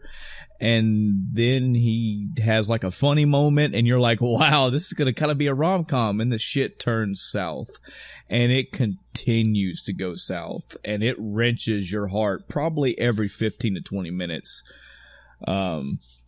Yeah, very, very emotional. And again, this is Casey Affleck. This man's got acting chops. If you haven't seen any movie with Casey Affleck, you should. I don't know if I recommend this one, because this one might tear your heart to pieces, but perfectly good movie. Just a lot of emotions in it. And then I watched a movie called The Tale. I specifically remember CinemaSins talking about this movie being just a warning, because this movie is about pedophiles, apparently. Oh God. And yeah, and I wish I have not went back to the episode where I heard about this and read and listened and remembered, oh yeah, this is how bad it was going to be. I didn't realize exactly how utterly fucking uncomfortable I was going to be. Probably about 3/4 through this movie. It's queasy and it just made me feel all kind of bad. Good story. Damn good story. Good ending too. I like the way it followed through, but yeah, again, if you have kids, or if child molestation just is not your bag, then you're a normal person. You're normal, and if you walk away from this movie and you feel odd, you're in the good. You're doing okay, because they push the fucking boundaries on this shit, and it's yeah. Last movie, really quick, I watched was The Voices. This is a movie with Ryan Reynolds. He's basically a crazy man. He literally hears voices. His dog and his cat talk to him, and apparently he is a mentally unstable man. The movie goes on to tell you why he is this way, how this shit happened, and there's some crazy, twisted shit that happened in this guy's life, but he ends up murdering some people in some very unfortunate accident scenarios, and that just keeps going downhill and downhill, and the movie ends with a musical, so it's whatever. You can get some laughs out of it, I guess. I wouldn't say B movie, because some of these movies were just they're just going to put you in specific places. They're either going to make you feel really uncomfortable or make you feel really fucking sad. Nothing like no AAA blockbusters that I watched in any of these movies, so just thought I'd talk about them. Let's see. Video games. Sure, because this is a video game podcast. I did play a few Steam games. I think last week I mentioned I was going to try out Tales of Symphonia. I put a total of around about 5.5 hours into Symphonia, and I have kind of put that game down. Now my reasoning is not that it's the voice acting, because I've got it on Japanese. I guess because this is a product of its time, I'm kind of getting the same feeling that I got when I played Lunar. It's a very by-the-numbers basic RPG story. Mm-hmm. Nothing in this game is blowing my mind, and of course, I'm not saying every game has to, but I'm already seeing 5 steps ahead of everything that's going on. The draw for the game right now would be the combat, but the combat's cool, but I'm in an RPG mainly for the story. I may come back to it. I wasn't like completely just, fucking wash the game away. It's horrible. I just said, no, I'm just not feeling it. So, played some Sonic Generations for a little bit. Again, recommend to anybody that's interested in Sonic being Sonic. It's a very good game. Went down the list of my Steam games and tried a few more games. Again, I think all total I have gotten refunds for 5 games. And only one of them was, I just don't want this game. It's not that it's bad, it's just not for me. The other 4 were literally fucking controller functions. The last of which was Sonic Adventure 2. That's still... Actually, no, Sonic Adventure 2 was not a control issue. Sonic Adventure 2 was, for whatever fucking reason, that game runs like dog shit. And I tried my best to get FPS fixes and tried different settings to make the shit work, but the game, no matter what I tried, no matter what fixes, even searching forums and trying shit, I basically got like half speed of the game the entire time, and I just can't play the game like that. I mean, it's half speed in Sonic Adventure is actually beneficial in a way, because there's a lot of races and there's a lot of ways to kind of cheat if you're going at half the speed, because you can see what the fuck you're doing and you can make hairpin turns and all that. But I just turned the game back in. A couple notable mentions. I played a game called Mutant Muds with 2Ds. Mutant Muds. Saw a trailer for this on Steam, and the game caught my eye. It's got this blonde-haired, nerdy kid with glasses who's got a cape on and a little blaster gun. Very basic platforming, shooting things, collecting gems, right up my alley. I put a few, not hours into it. I put some time into it. That's one that I probably will go back and play. Jet Gunner, another game that's like Contra, with more things to choose from and lots of different options, right up my alley. I'll probably go back to that. Again, just going through my Steam library of all the games that I bought, I haven't found, I mean, aside from the ones that I refunded, the rest of them were like, okay, these were decent games. These were decent purchases, and I'm kind of saving them. I don't want to, I'm trying not to just blow through those games. I was in the mood for something longer. I was in the mood for something meatier with more substance and to develop more time. And for whatever reason, well, actually there are a few reasons, but I've been playing Breath of the Wild again. This will make the fourth time that I've played this game. I played it, so the first time I played Breath of the Wild, that was a 300 and something, 500 something hour, whatever time. I did every single thing in that game you could possibly do, with the exception of collecting all the Korok seeds. And even then, I think I got like 300 or something of those. But I literally ground out everything else. I did every shrine. I collected, at that time, every piece of armor, including any DLC armor that was out. I fully upgraded every piece of armor. I had maxed out my compendium. I had taken pictures of, I think the pictures also were more my lacking. I think I did like 85% of the entire album. And even that was fun. I felt kind of I was like, this is what Pokemon Snap really needs to be, you know? It's, as crazy as that sounds, this is what Snap needs to be. You know, you need to have an open world game like this with all, I don't know, what, 500 and something original fucking Pokemon, and give them a fucking Sheikah slate and tell them to go out in the open world and take pictures. It's fun. The second time I played through Breath of the Wild, I didn't put nearly as many hours. I blew through that game. I did almost all the shrines. I did all the dungeons and then beat the game. The third time was kind of when I was kind of sort of not burnt out in a negative way, just, okay, I've done this enough. And I kind of quit halfway through. So I've given the game probably a little less than a year. And I'm back into it again. And man, I'm telling you, this is important for me to do this, because I can now say that, especially, or even after having put this game down for so long and have all these other games that I played, you know, going through all of Persona and going through God of War and all the other little games in between, coming back to this game, still fun, fresh out the box. Just looking at the terrain, the combat, everything, it was still good. This game still holds up. Now, this holds up after a year. You know, listen sometime in the future for the 5-year report, but this is important to me. I mentioned this the last time I put this game down, is that I want to put this game down and let it be. I don't want to think about it. I don't want to fuck with it. I just want to come back fresh. And I did with this. A few reasons why I've done it this way. You know, I've got a new computer, so I kind of really want to see what my 1060 graphics card will do, and it holds up. When you go through Breath of the Wild and you spend 500 something hours or 300, whatever the fuck I did, if not halfway through, somewhere in the later part of that game, you're going to realize the formula. And what I mean by that is you're going to learn how to break that game.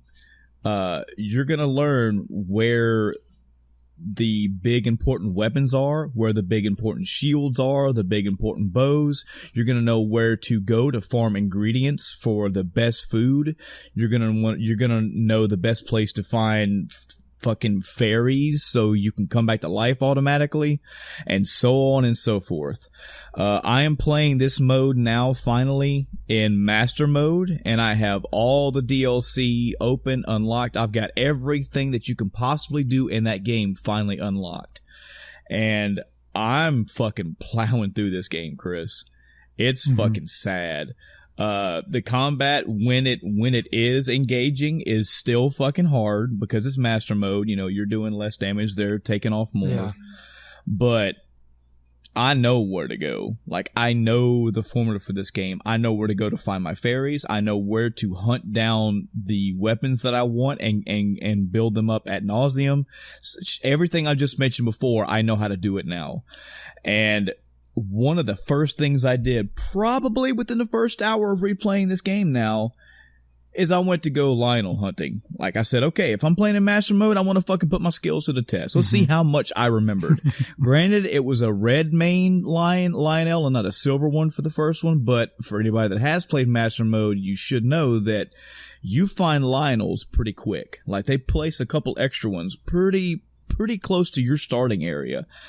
And after I beat that first Lionel, I died 2 times, and I only had 3 hearts, and I had some average. I didn't take a trip to the castle yet, Hyrule Castle yet. That's usually my first stop, is to go get good weapons and shit. I had some average weapons, the basic armor. I lied. I'm sorry. I did use the amiibos, and I got the my favorite outfit combination is the Link to the Twilight Princess hood and tunic, and then the Ocarina of Time legs. So I did have a little bit of armor boost, but it's still an engagement. Like, Lionels will still fuck you up. And again, it's in master mode.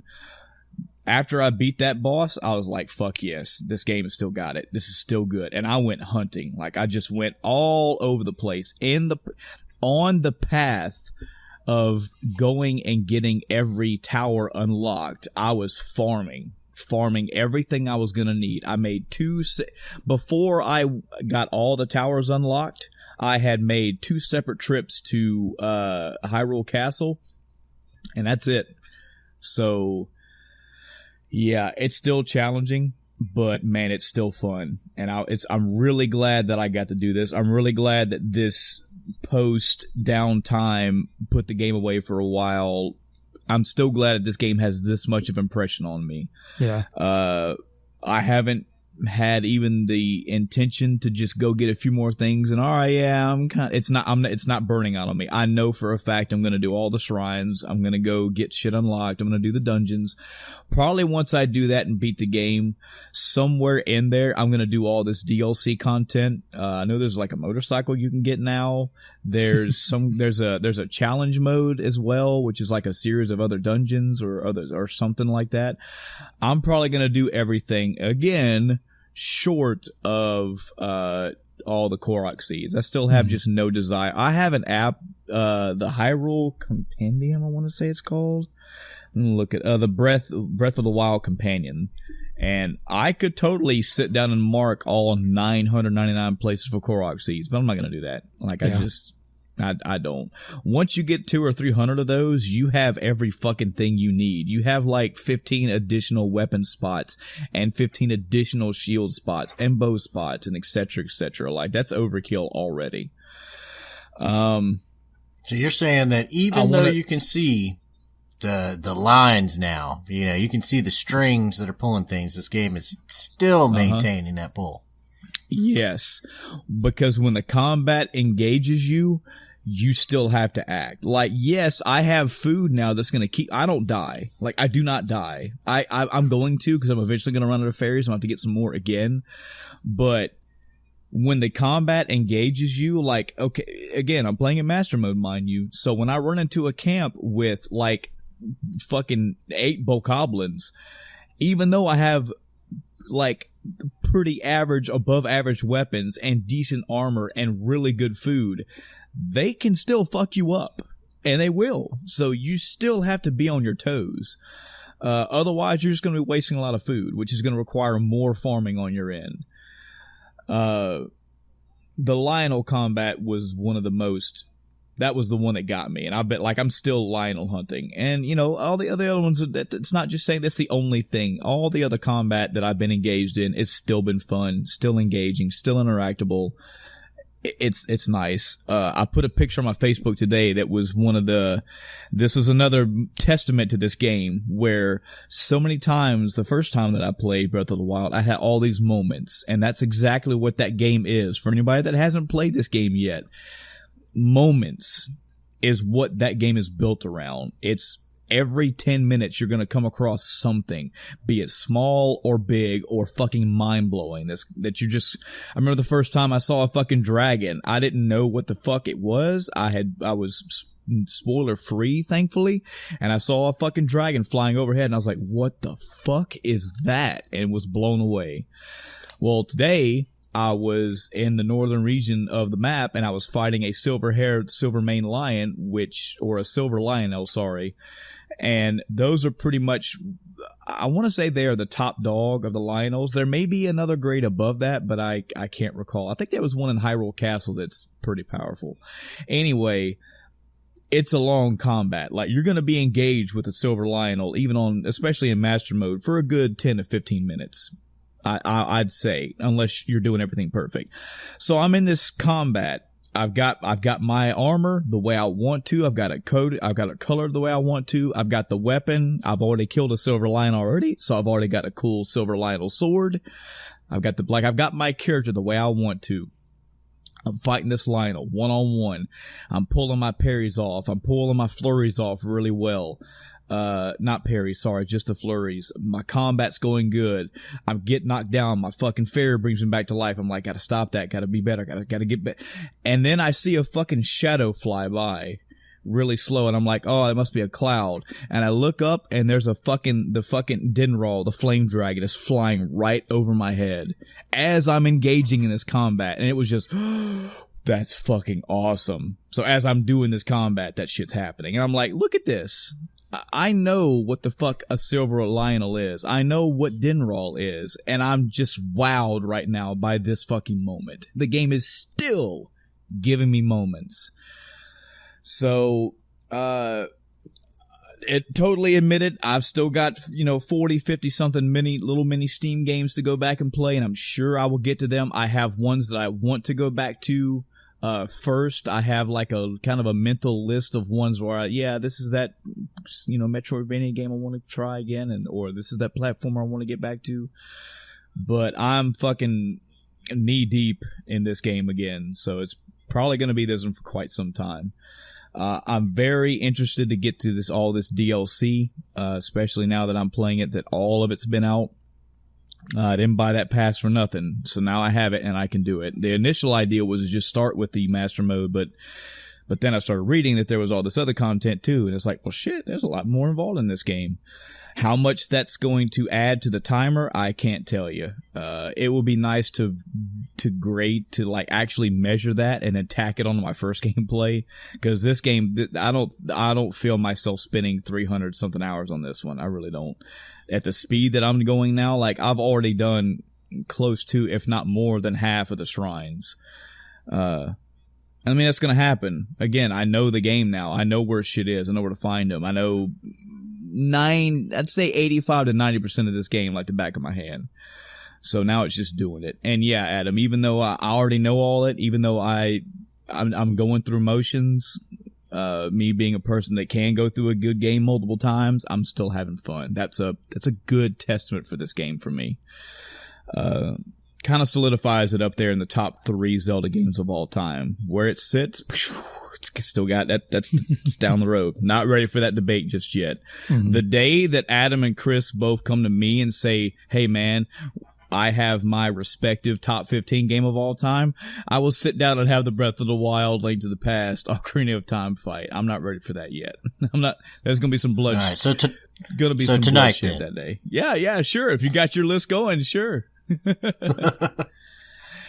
That's pretty much it for my week. Anything else, guys? Any news? Any tidbits? Anything else to discuss before we roll into tonight's topic?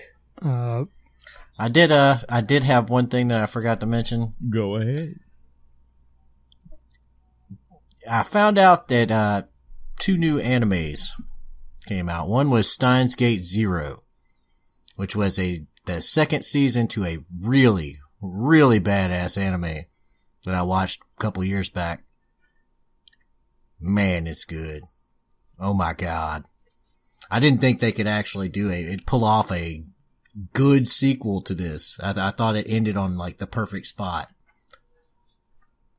But then I started watching it and I was like, oh my god. Well, you have my now, interest in the audience is tell us about this anime. Oh man.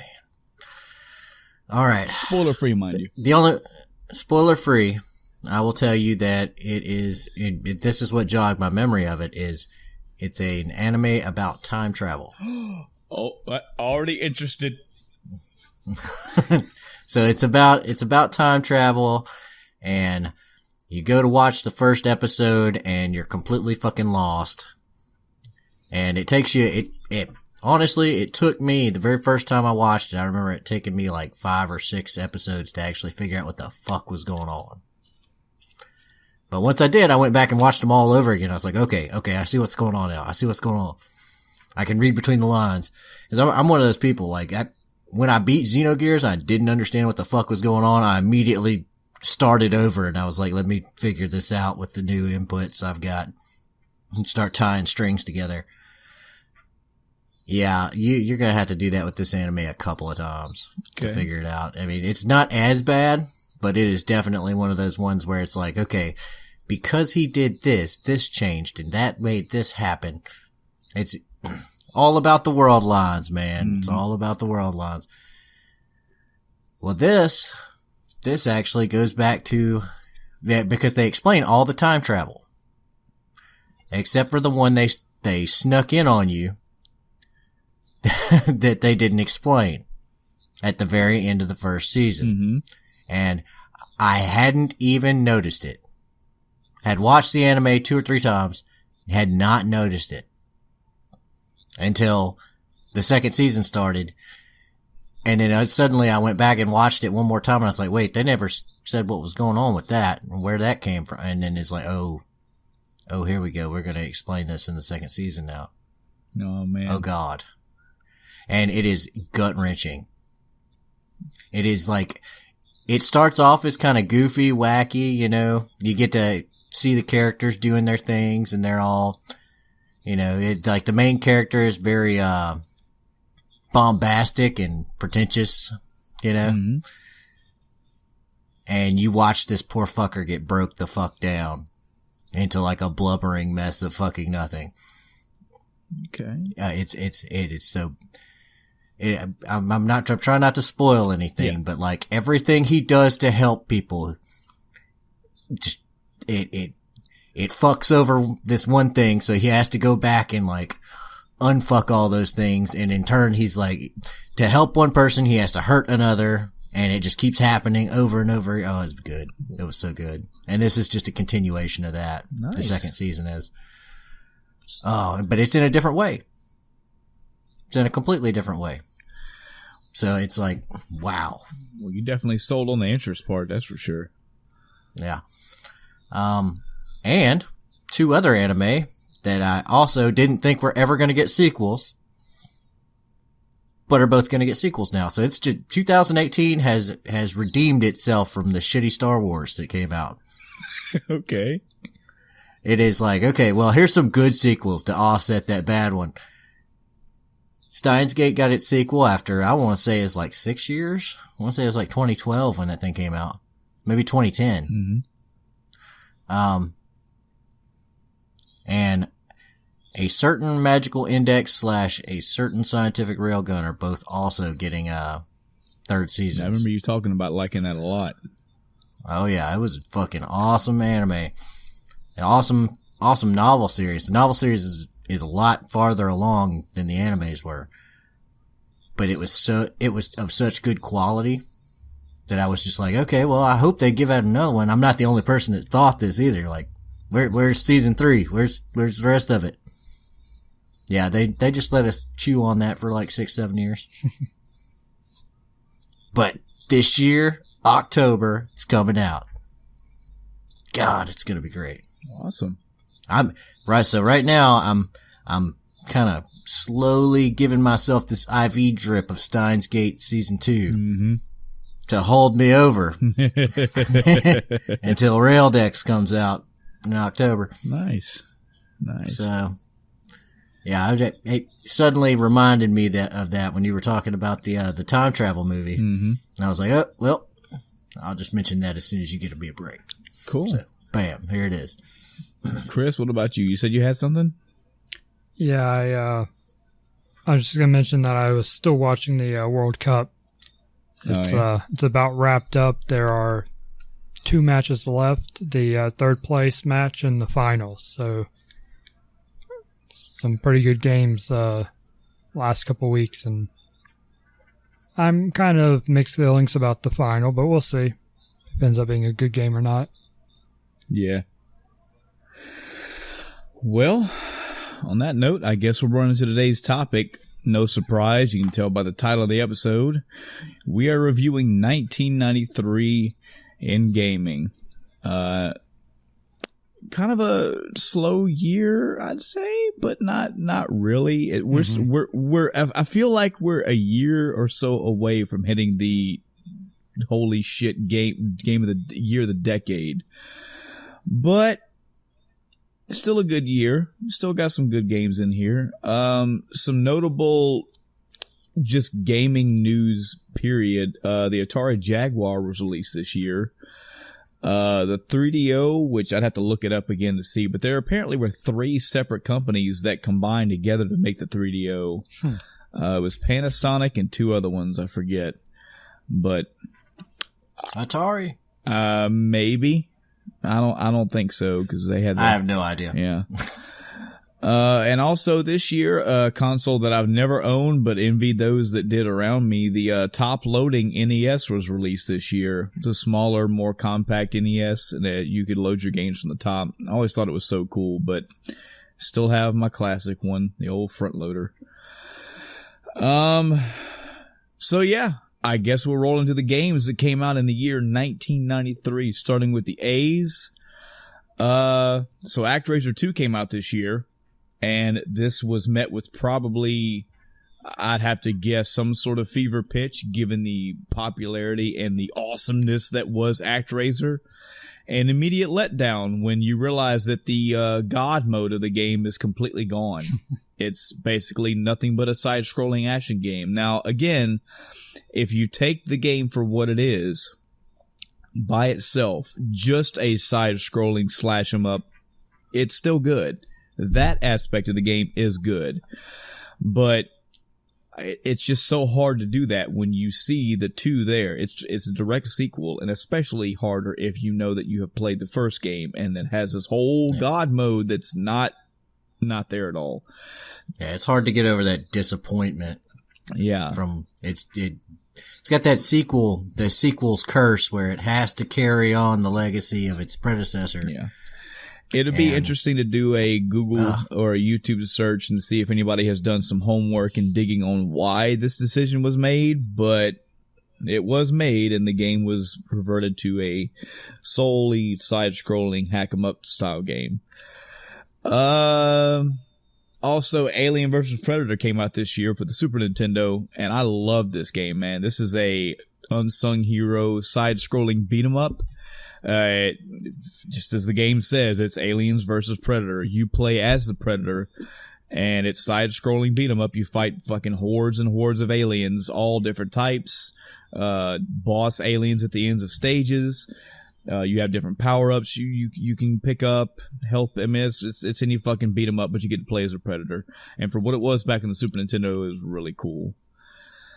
Any A's from you guys? Yep. Arrow the Acrobat.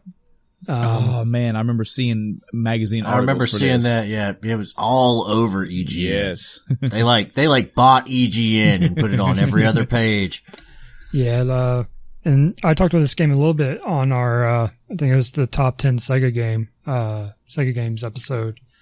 But it's a 2D platformer. You play a bat who is in a kind of circus type environment, hence the Acrobat. Very creative naming.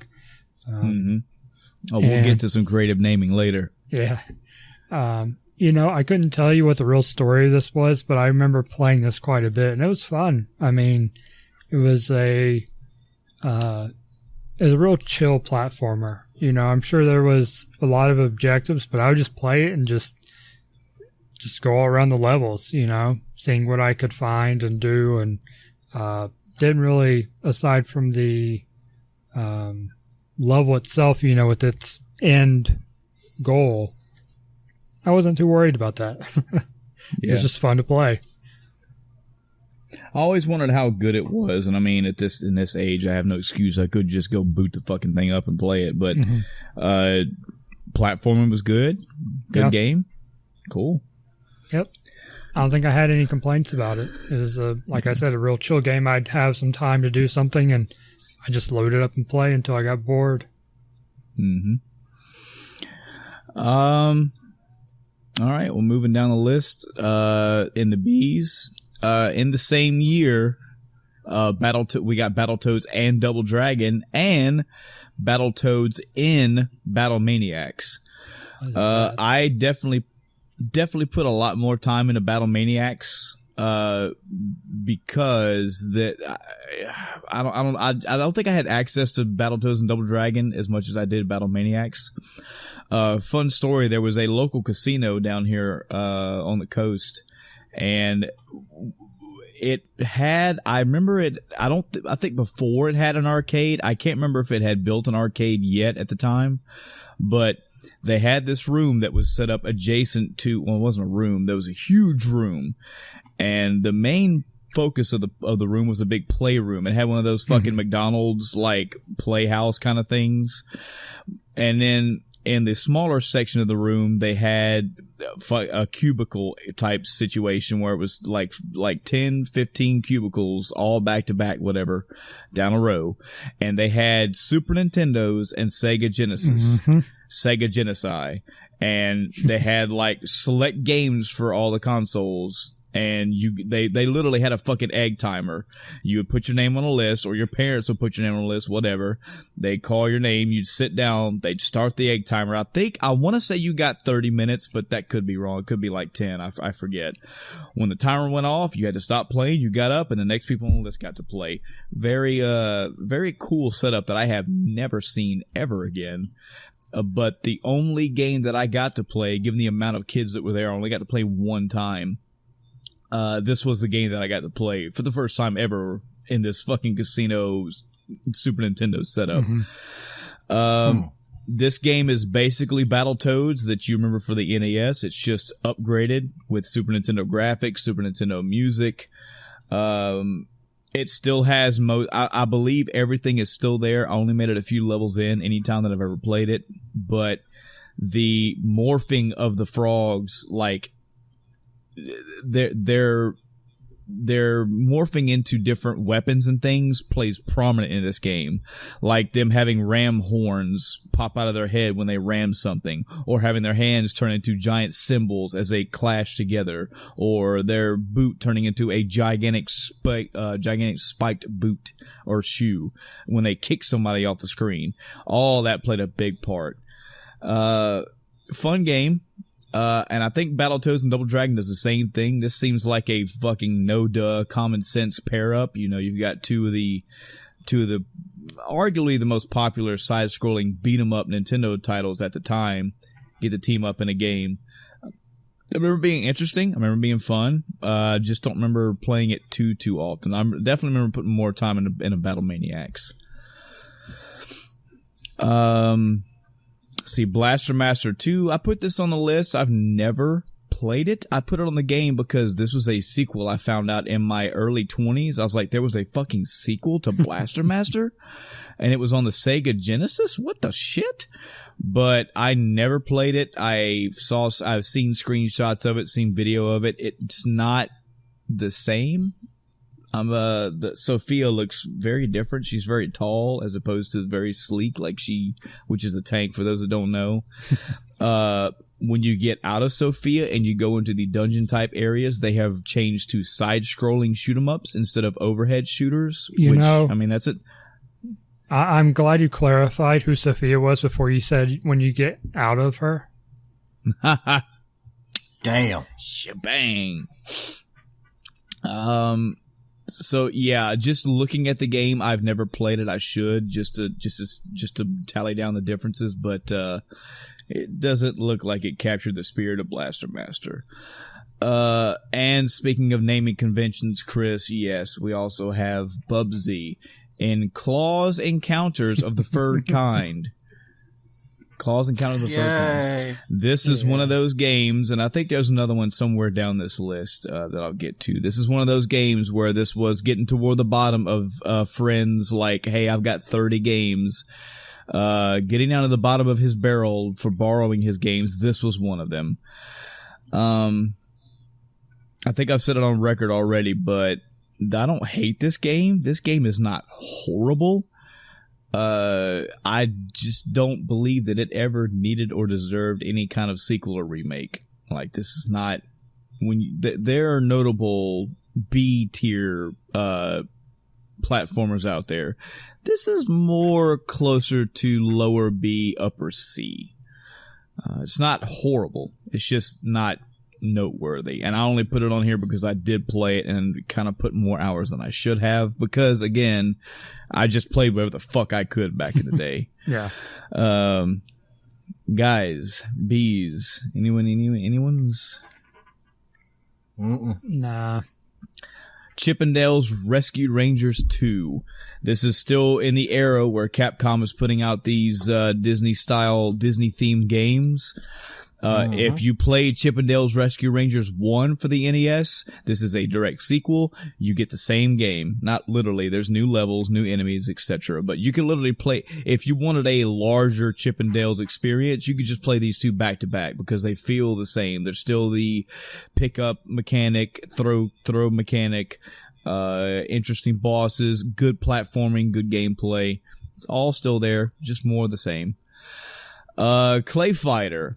This game. Yeah, this game has an interesting spot in my life because I unironically like Clay Fighter. I always have, and the more that I've played it over the years, I realize how absolutely janky and busted it is, including its sequel and its trequel for the fucking Nintendo 64, Clay Fighter 63 1/3. I loved 63 1/3 so much, and I have played it in the past 4 or 5 years and been like, oh god, I should not sing this game. It's bad. As far as fighting game goes, yes, it is not fucking Street Fighter Alpha material, okay? It's not fucking Tekken. This game is not gonna be in the top running, like, Evo sponsorship games. I know that. You got the tech combos. The meta on this game is ridiculous. The charm of this game is always what drew me in. The fact that you could play as a walking stick of taffy or an angry snowman or a fucking Elvis impersonator that has a fucking hairdo that's like 4 wasn't foot the long. boss just like, wasn't he named End Boss or something like that? I think that's how seriously the game took itself. It was just like also, just a personal touch in my personal life. This was also a game that the very first time I played this game, Chris, was at Jughead's house. Him and his dad were playing this game, and I was so interested in it. I remember picking Ichabod Clay, and he has always been my favorite go-to character since then. Yeah, just weird, again, being at somebody's house and their father is playing video games. They're not playing Madden, they're not playing Mario for a level and tossing it down. They're playing competitively Clay Fighter. Interesting couple people in my life right there. Mm-hmm. C's, any other ones? I got one for you. Yeah. Cool Spot. Now, this is I want to say I played this. This is a platformer, isn't it? Yeah, it's a platformer, and you play as the 7-Up mascot logo thing, the Spot. Yes. This was it was a silly game. I mean, you're playing as, a soda mascot, a la the Domino's, the Zoid? The Noids. The Noids. Yep. Yeah. Avoid the Noids. It's kind of a theme back in the day with those, but it was a platformer. Mm-hmm. Now, the Noid had a really badass game. Yeah, the Noid game was pretty That had good. all kinds of really cool mini games and stuff like that, I remember. But what was that? Was this one kind of similar, or was it just a platformer? Or There wasn't a whole lot game, to or? this one. It was just straight up platformer. You were trying to save other spots. And I don't think... So it's like Oddworld, but with the Spot from 7-Up. And a lot simpler. Yeah. I'm trying to think. I don't think there's a bonus stage, but aside that, it was just the main levels. I remember there being lots of actual spots across the stage, and that was kind of the draw. Like, it is a platformer. You bounce on bubbles to go across the stage, blah, blah, blah. But you pick up a lot of these spots, and they add... I don't remember if it was points or if they were bullets you could shoot or what, but if you like a platform where you're picking up shit across the stage, this is your kind of game. And it was actually pretty good platforming. Yeah, it was just... There wasn't anything special about it, but it was a, for what it was, a solid game. Mm-hmm. Moving on down into Disney Aladdin. I've noted this not only for it being... a fucking noteworthy game. If you've never played the Disney Aladdins, either one, this is definitely a debate-worthy title because it was released across 2 consoles in the same year. Capcom gave you the Super Nintendo version, and Virgin Games gave you the Genesis release. I did not know that fact until today. Mm-hmm. Well, let me tell you another thing you probably didn't know then. The games were completely different on the consoles. I do. Go ahead. Aladdin has this picture of a sword. Okay? On both of it's the same, it's generally the same, art on the front of the boxes from the Genesis to the Super Nintendo. I played this game at a friend's house on the Genesis. And he had a goddamn sword he could use to kill enemies with. Mm-hmm. Play the Super Nintendo version and you fling apples at people. Yeah, he has a sword on the box. But you can't, and I sat there for like hours. I beat this game. Never once touched a sword. Yep.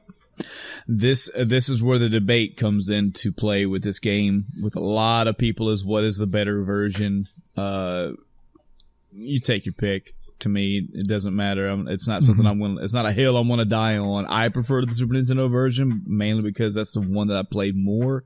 But I did play both versions. I was in a weird spot in my life where I was at a friend of a family's house, and he had Mario Paint. I specifically remember playing Mario Paint, and then playing Mortal Kombat 1 and Aladdin for the Genesis at the same time. Very weird. Later on in my life, I played the Super Nintendo version, and the differences were there, but as a kid, I didn't care. I was playing an Aladdin platformer. It was fun. The music is definitely different.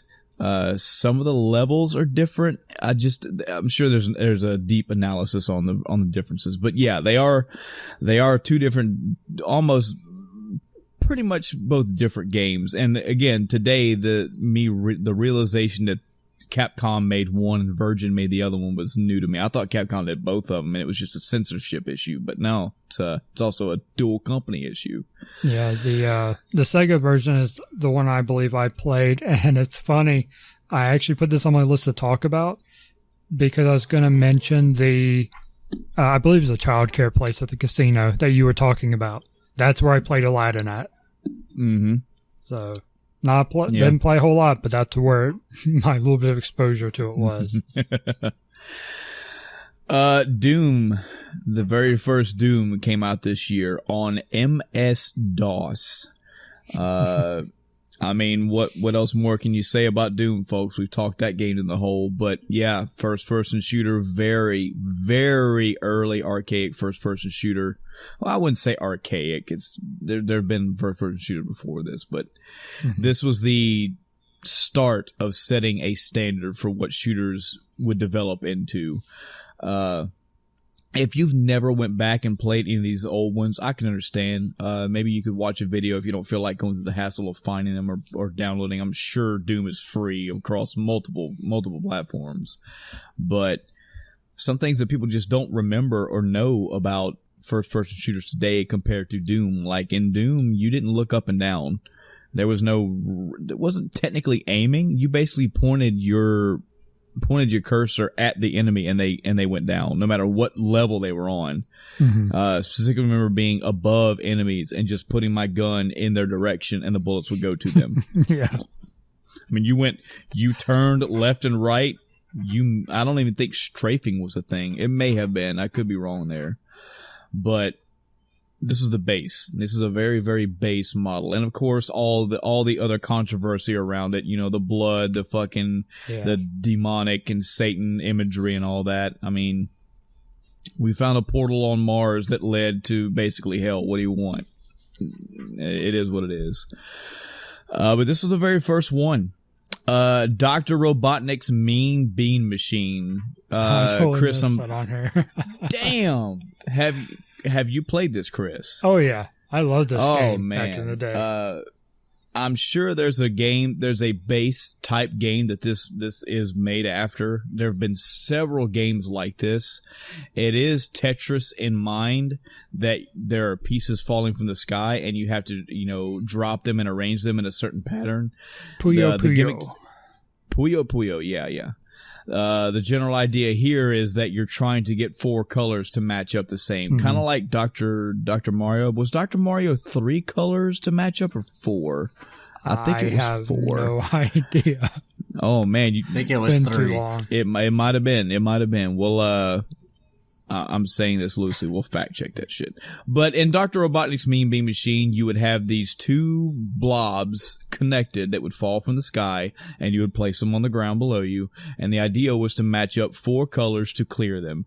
And you could set up patterns kind of like Tetris where when pieces would clear, the ones above them would fall down, and if you had more matching colors, then those would break, and those would break.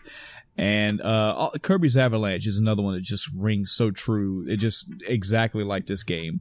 The more combinations that you did, the more chains of these breakings you did, it would send other clear blobs to your enemy, your partner, or your opponent, and those would fall, and they would have to also clear those out of the way. It basically would, make their screen fill up. And, if you made the other person's screen fill up all the way to where they couldn't lay any pieces down, you won. I noted this one on here mainly because of Kirby's Avalanche, because I have played 70 hours of Avalanche and maybe 5 of this one, but I love this gameplay style. This is addicting, and this is the Sega alternative. You either get Kirby on the Super Nintendo or you get Dr. Robotnik on this one. Yeah, this is the one I had. Yeah. I think did it come paired with something at some point? It was 2 games on 1 cartridge, or was it Sonic Spinball? Maybe that would make the most sense. It might be. Maybe because I had both, so that makes sense. But I don't see it on the I wiki. remember that being a thing. I remember it being you either purchased it or it was on the same game or something like that. I want to say it was Spinball. Yeah, we'll find out in the future. Yep. And lastly, for the D's, I want to talk about just really, really quick DuckTales 2. Everything I just said about Chip 'n Dale's Rescue Rangers 2, cut and paste with DuckTales 2. This is criminally unheard of, which is crazy. And I mean criminally unheard of even to this day, even with the popularity that DuckTales got. DuckTales is so good that fucker got a remaster. I think it was last year or year before. Either way, yeah. As far as meme worthiness goes, the fucking moon theme to DuckTales 1 was enough to rocket it into popularity. But the game itself is very good. It's another Capcom Disney game, and it's engineered very well. And this game is it's a repeat. I have only played maybe an hour and a half of this, so I can't testify fully. But I remember as soon as I got in the game, jumping on fucking enemies, finding treasures, using my cane as a pogo stick, and I was like, okay, cool. More of it. Good. I guess we'll move on to E's. I got a D for you. That sounded wrong. Oh no. Oh God. He's got it for you. That's it. The fucking head cannon is all over the place now. Thanks, Chris. Oh man. I can't The believe fan art that will be created. Oh God, the fan art that will be created. No. So let's see if I can salvage this by talking about a great game. Okay. That is Dark Wizard. I've talked about this before. This game, if I do end up making, like a top 15, this game might be on it. Damn. It is a RPG, but it is essentially a tile-based, it's not. Well, yeah, it is turn-based because you do all your units. Sega CD? Yeah, this is Sega CD. Oh wow! If you're noticing a trend here, a lot of my most cherished games were on the Sega CD. Yeah, and a lot of really bad ones too. But we'll talk about that later. I think we talked about some with the last year. But this game, it had a very interesting system. First off, you have 4 playable characters that are your, quote unquote hero. And each one of them had their own abilities. And depending on which hero, determined which units you got to select from. So you play one, and there's one of their special units is like a rock, which it's a flying unit that can avoid ignore terrain. So that's super OP in certain aspects, I don't know if it was unique to one of them, but there was like a Hydra, so that gave you in the water, so you could go around these obstacles. I spent most of my time in this game on the very first stage, playing it over and over. Just grinding stuff out, because you upgrade your heroes, or your units rather, and I say evolve, they upgrade into something else. Like you have a warrior that'll turn into a knight. The Hydra actually evolves from something. So you have something else first, or it evolves into something else. Can't remember quite for that one. But I would literally stay on the first map and just grind out all my units. I'd max out as many as it'd let me put on the map. And I would not kill the boss. I would surround the boss, and I would let him hit my units so that they get experience. And when they got close to dying, I moved them away and healed them. Filled someone else in the spot, and I just sat there grinding for who knows how many hours on this game. And I didn't even realize until a lot later that there's actually a lot of story to this game.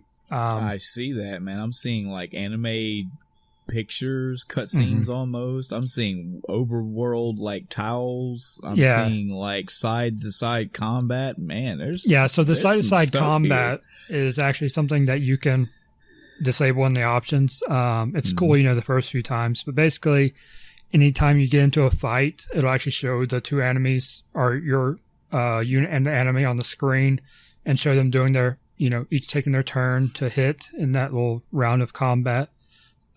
It's, like I said, cool, the first couple times, or if you want to see what the boss looks like or something like that. But I typically skipped it. But on the map, there are a lot of cities. Now, I'm trying to think of what all I originally used the cities for. I think it was mostly to buy something. I think there are items you could get for your hero.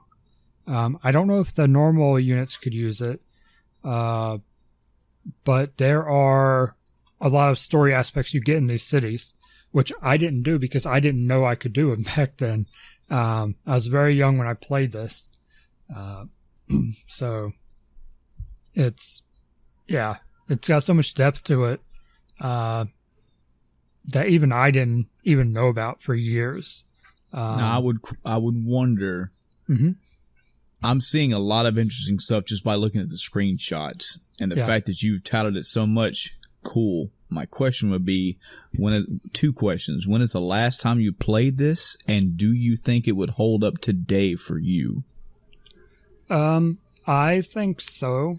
I actually bought it off eBay a few years ago. So I'd have a copy of it, and I was playing on emulator anyway. I'd have to go back and play. It's been a long time, but I certainly think it would hold up for me. Yeah. Looks very interesting, man. Yeah, it wasn't anything, super advanced. It was, that style of graphics that, it's not, 3D, super cool looking stuff.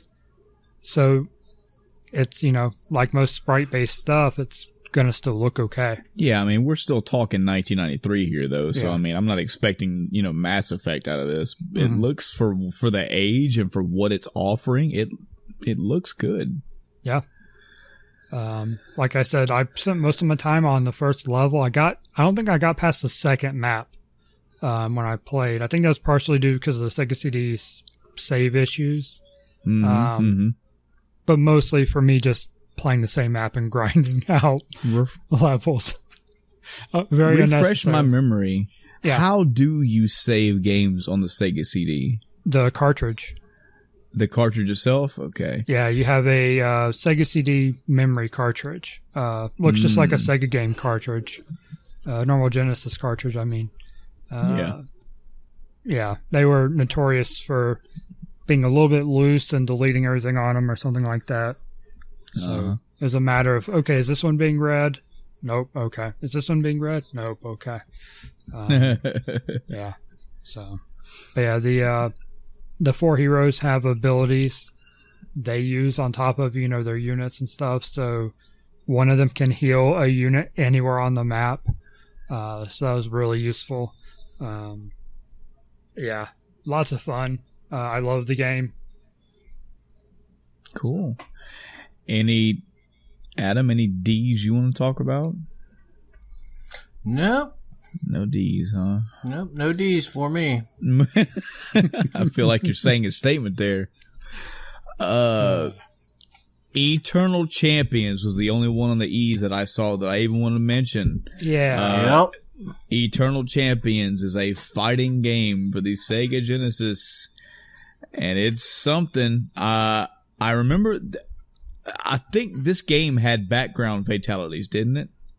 Yes, it did. Yeah. And I guess it had pre-game fatalities too, because if I remember correctly, all these people that were fighting were dead. I think so. I'm pretty sure that because I had this for the Genesis. Mm-hmm. I'll go ahead and say that. It came out with the 6-button controller. You remember the Genesis release? Oh, this yeah. was one of the. They were like, you need to have that to play this game. So I went out and got one of those controllers just to play this fucking game. I spent so long. This was pre-internet. So I was, trying to figure out all the fatalities and all that, and I'd kill people. Yeah, I'd put it in 2 players and try to do the stage fatalities from different angles at different places, and oh god. Such a B tier cover for this game. It looks like a B tier comic book cover. You got this fucking wizard in the background, which damn near he should be the forefront if you're trying to draw interest, but he's way in the background, waving his wand in the air. You have, I guess, like a flying woman in the next circus performer. in the next foreground, and then you've got fucking Wesley Snipes in a teal a teal suit with a fucking beam that's coming at either into or out of his wrist at some. If you take Blade and Blade Runner and you put them together. I'm trying to figure out the angle of what this thing coming out of his wrist is. I don't know if he's collecting or if he's shooting, but why is it shooting it? I don't fucking know. And then at the very, very foreground, you've got fucking Lion enemy from He-Man, wasn't it? Yeah. Complete with a club that's it's coming right at you. Oh man, but the sprite work in the game itself is actually pretty decent. You got a cast, and the game is dark as fuck. Yeah, you've got a cast of odd characters all over the place. You do have the wizard. You have all the ones we just talked about. There's also like a noir detective looking guy. There's a guy with a fucking rifle and look like a Western guy with a rifle shooting somebody. You've got a merman with a fucking hook for a hand. A somewhat eclectic cast of characters, but this I don't know if this game ever got off the ground that much for really anybody. The notable thing for me is remembering that there were like stage fatalities, and I remember that being pretty cool. And at this point of the game, at this point of the video game life, I think Mortal Kombat 2 is one we're going to talk about later. But did Mortal Kombat 2 have stage fatalities? Yeah, you know what? It was the first one to have them. Actually, no. Mortal Kombat the first one was did. the pit. The first one was the pit in Mortal Kombat 1. Yeah. But Mortal Kombat 2 was like, okay, let's put a couple more in there. Yeah. I mean, again, if you have a Sega Genesis and you're looking for hopefully another fighting game after Mortal Kombat, this may or may not satiate you. It's there, and it's gotten a couple minutes of talk on this podcast, so check it out, I guess. I remember one very cool one was like you knock a dude into a bonfire. And then there was another one where like there was this woman selling tickets, and if you fucking hit a guy in just the right way, he'd bounce in front of her, and she would just take offense to that, pull out a Tommy gun, and shoot the dude. Oh wow, yeah, that's fucking cool. It's like, what the fuck? The first time you see it, you flip out, and then nobody believes you because you can't replicate it. Mm-hmm. Mm-hmm. That was how the Genesis days were back in medieval times. Any other E's before we get to the lonely F's? Eternal champions. Yep. I have no F's to talk about, and that hurts my feelings so bad because I specifically made a note in here. The only F on my list is no Final Fantasy. Yeah. There was no Final Fantasy this year that came out this year. You're saying you don't give an F, huh? I don't give an F, and neither did the gaming world either. So the only one I wrote down, and I don't know that I ever played it, but I just wanted to mention it. Final Fight 2. We talked about Final Fight before, and this is a sequel to it. Just another beat 'em up, side-scrolling beat 'em up. Yeah. Yeah, that's it. Well, kind of the same thing for me when I get into the G's. Goof Troop I wanted to talk about. This was the first Game Grumps video that I ever watched. I think their original series was Goof Troop. Oh Jesus, I have to look up what the other ones were. But I remember this one. I remember this one very much, and I had never played this game. This was more eyes opening for me. This is what YouTube videos and channels have done for me over the years. It's just bringing to light all these games that I never knew existed. Mm-hmm. Even if I had barely even caught a cursory glance of Goof Troop, I never knew what this game was. I never played it. I don't think I ever came across it to rent. This is not in my thing. But watching the Game Grumps play this game, watching the gameplay, the graphics, the music, the fucking co-op hilarity that ensues, this game looks fucking great. I'm sad that I missed it back in the day. I'm sad I never got to play it, but it looks fucking fun. It's a top-down puzzle type game featuring fucking the characters from Goof Troop. What more do you want? It's fun. I actually watched the speed run of it during GDQ. They had a co-op speed run. Yeah. If you've never heard of this game or never seen it played, trust me, I completely understand it. That's my library as well. But I'm glad that I did, because this game is actually very, very fun.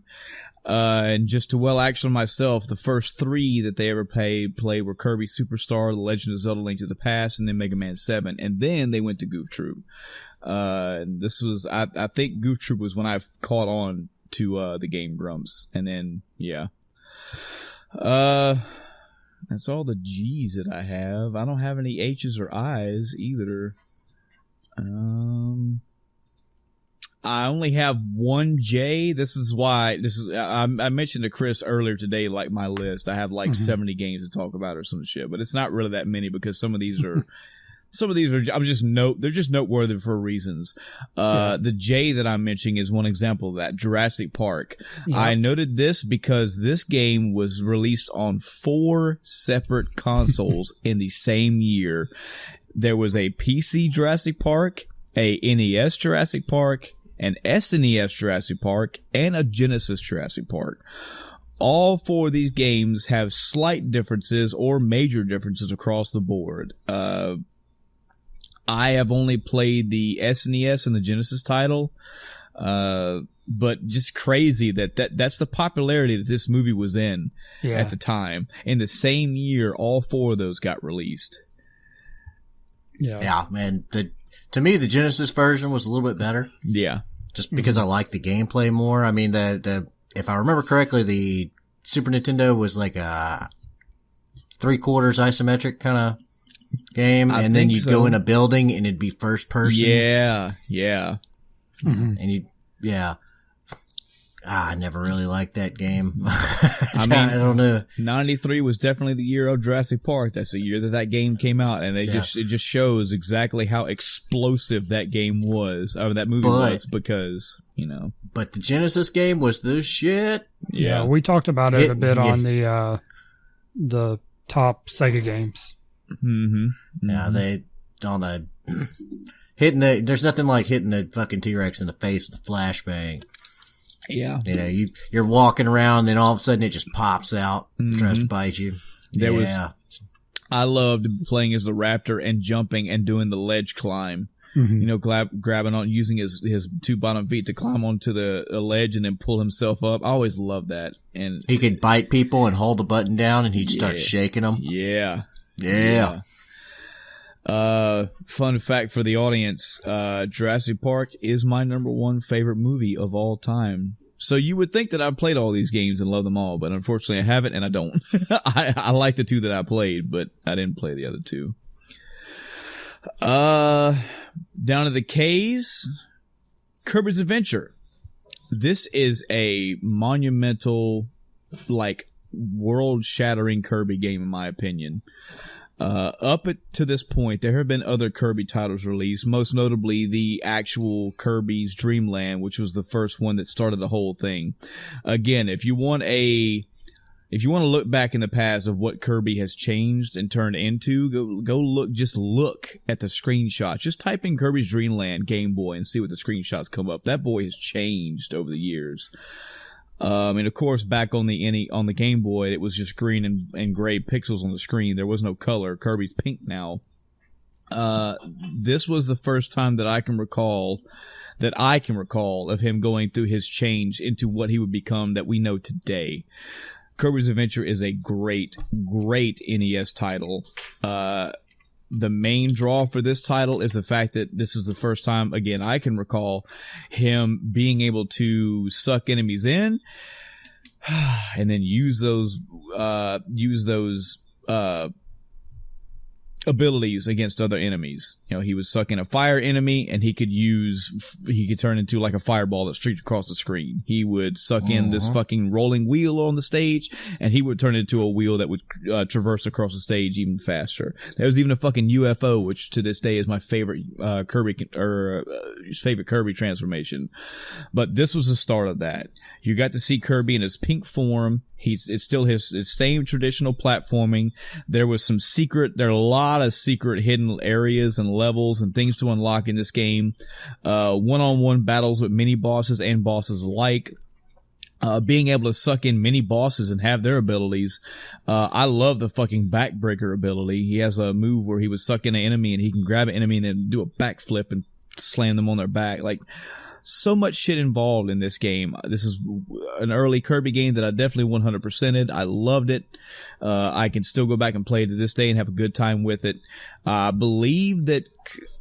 I know that Kirby's Superstar was re-released on I think the DS. I don't know if Kirby's Adventure ever got a facelift, but it deserved it. If it hasn't, it definitely deserves it. Yeah, it was on the 3DS. Yes, definitely worth it. And again, this is the start of what people know today as Mario, as Kirby. I'm thinking Mario because I'm thinking of how like Super Mario Brothers. I guess he's kind of the same. It's just the fact that when he went to 3D, he's completely different. Most of the time you see Kirby these days, you still see him in a side-scrolling view, even when you play him in Smash. So this is where that Kirby started for me. Can we go ahead and talk about Kart Fighter? Sure. I've never played it, but go right ahead. It's Mario Kart and Street Fighter put together. Is this a legit thing? It is a legit thing. I sent you a link for it. Take a look. It's fucking unlicensed. ridiculous. Oh my god. This is Game of the Year right here. Not really legit. It's a Chinese This game. is unlicensed in '93 for the Famicom, so only our good friends in Japan got to play this. All I could see is the Yossi versus Peach battle in the clouds, and it's the best thing ever. This game is by far the best K game I can see. Wow, I mean, above Kirby's I just had Dreamland, to point out that it was there. Above Kirby's Adventure, I'm going to say no. You're absolutely wrong there. Damn. L's. Easy pick in the L. The Legend of Zelda: Link's Awakening. This game, I'm telling you, this was it. This was my number 3 until Breath of the Wild showed up and was like, "Hey, we got to talk." I love Link's Awakening, man. I have spent so many hours as a young teenager playing this game. Got to play it. I specifically played it on the road, and then I took it home and played it off the road. Sent 2 different letters to Nintendo of America asking for help on how to get past things in this game. One was the Grotto boss, the level 2 boss, and then how to actually get through the sky or the tower. I think it's like the 7th dungeon of the game. Anyway, all the things that you know and love about the Zelda games are all present here. Link's there, the Master Sword is there, collecting weapons to use in various dungeons, finding items across the board, across the world map, finding collectibles to upgrade things, a good story, a really good story actually, great music, for the Game Boy, great graphics. I mean, this game, this is another one of those games that I remember having the Handy Boy and having those 2 fucking speakers blaring this music at me. It's just, oh man, living the high life. Arguably, definitely up there in the top tier of Zelda games of all time. If you want the antithesis of what this is, you can check out 2 other Zelda games that released this year. But we won't give those any more spotlight than they've already been given. Link's Awakening. This game was the bane of my childhood gaming. Oh yeah? I played it. I put who knows how many hours into it. And I got to a certain point and I could not figure out what to do after that, no matter what I did. Can you remember where that was or where you were? No, I was even younger. You know, you played it as a teen. I played it as a preteen. It was to the point where I think I just straight up stopped playing it after putting, like I said, who knows how many hours into it, because I just made no progress. I was just going around exploring everything I could. This is something this is one of the things that Zelda was known for back in the day. For me, is that even though they have this whimsical, lighthearted, very colorful atmosphere, there are some pretty tricky puzzles in this game. Now, again, that's very subjective. It's per person. I'm sure there's somebody out there that says they blew through this game in 6 hours first time. They had no trouble. I get that. Mm-hmm. But I mean, even back to the original Zelda, especially back to the very first Zelda game, I mean, there were somewhat cryptic ways to get through or to find the dungeons in that game. I remember a couple hang-up points in this game, and I remember a couple hang-up points in A Link to the Past. I remember a couple hang-up points in Ocarina. Yeah, I mean, there were puzzle aspects to this game, so you being stuck, yeah, it's gonna happen. Definitely good game. Definitely deserves to be mentioned. And I mean, I'm sure whenever we get to a Game Boy list, this is going to be on a couple of them. Yeah, mainly mine. Yeah, I mean, it'll probably be on mine despite the hardness because it was enjoyable. I mean, It's not like I didn't enjoy playing it. It was just I got stuck. Yeah. Any other L's for you two? I guess. I'll give a shout out to Lemmings 2. Never played it, but I love Lemmings. When I saw that name, I was like, I think, Chris. Yeah, I love the game. Never played 2, but it was more of the same from what I saw earlier when I looked at the article. And, I mean, looking at the list, I didn't write it on my list because I didn't play it, but I guess maybe it might deserve to be mentioned. Let me find it real quick. I'm in the L's. It was a legend, maybe. Was it Lufia? Yeah, Lufia. Yeah, that looks familiar. I know I've seen this game and I've heard about it, but I've never played it. I think this was like a kind of sort of RPG. I mean, there's fucking anime blaring across the title, and I see top down stuff, so I'm thinking RPG. Mm-hmm. Man, I want to say, yeah, it's something to be mentioned. It's an SNES RPG. I think I remember seeing ads for this quite often, but I didn't write it on my list because I didn't play it. Also, no, that's another year at that game. I was thinking of Legend of Legaia. Was that this year? No, that's not even that's a fucking PlayStation game. What am I thinking of? There was a Legend of something.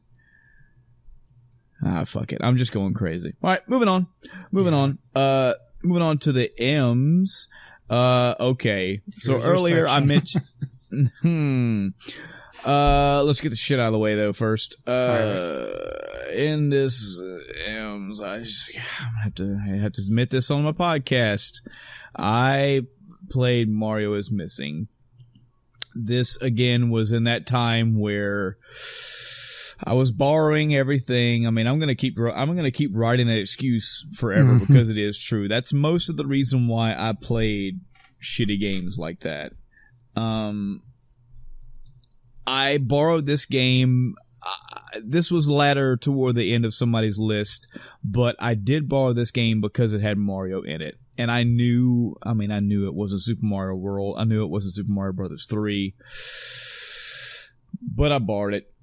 And I only played it for maybe, God, I want to say a week. I really don't remember much about it.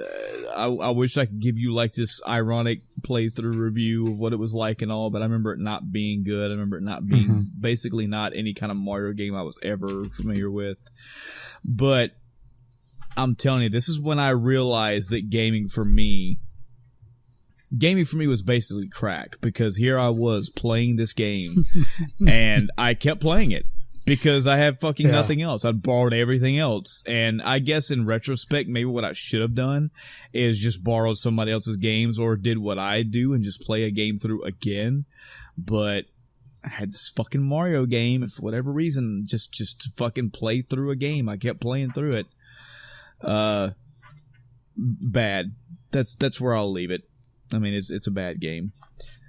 That's okay though. M's are not that bad this year at all because three Mega Man games came out this year. And actually in the list, it's pretty much this order for the way I've got them listed is the way that I would prefer them. There was Mega Man 4 for the Game Boy, which, as I mentioned before, Mega Man Game Boy games are notoriously difficult. They're known for being difficult. I will say that having played all of them on the 25th anniversary, the year of the 25th anniversary, I will say that the one thing I did note about the Game Boy games is it was nice, just like the Nintendo games, it was nice to go through them and see their progression. It was cool to see the graphic upgrades, the level traversal upgrades, the way that the extra weapons you would get. I don't have a detailed list of all of them, but I know if this is the fourth one in the list, I know that more changes, more upgrades were made. And again, it was nice. It was nice. Mm-hmm. Then we got Mega Man 6 this year also for the NES. We're coming toward the end of the Nintendo life cycle. This was the game that sent that down the pike for me. I don't remember if I read somewhere. I don't remember how it came across my mind or how it came across my vision, but it was made understood to me that Mega Man 6 would be the last NES Mega Man game.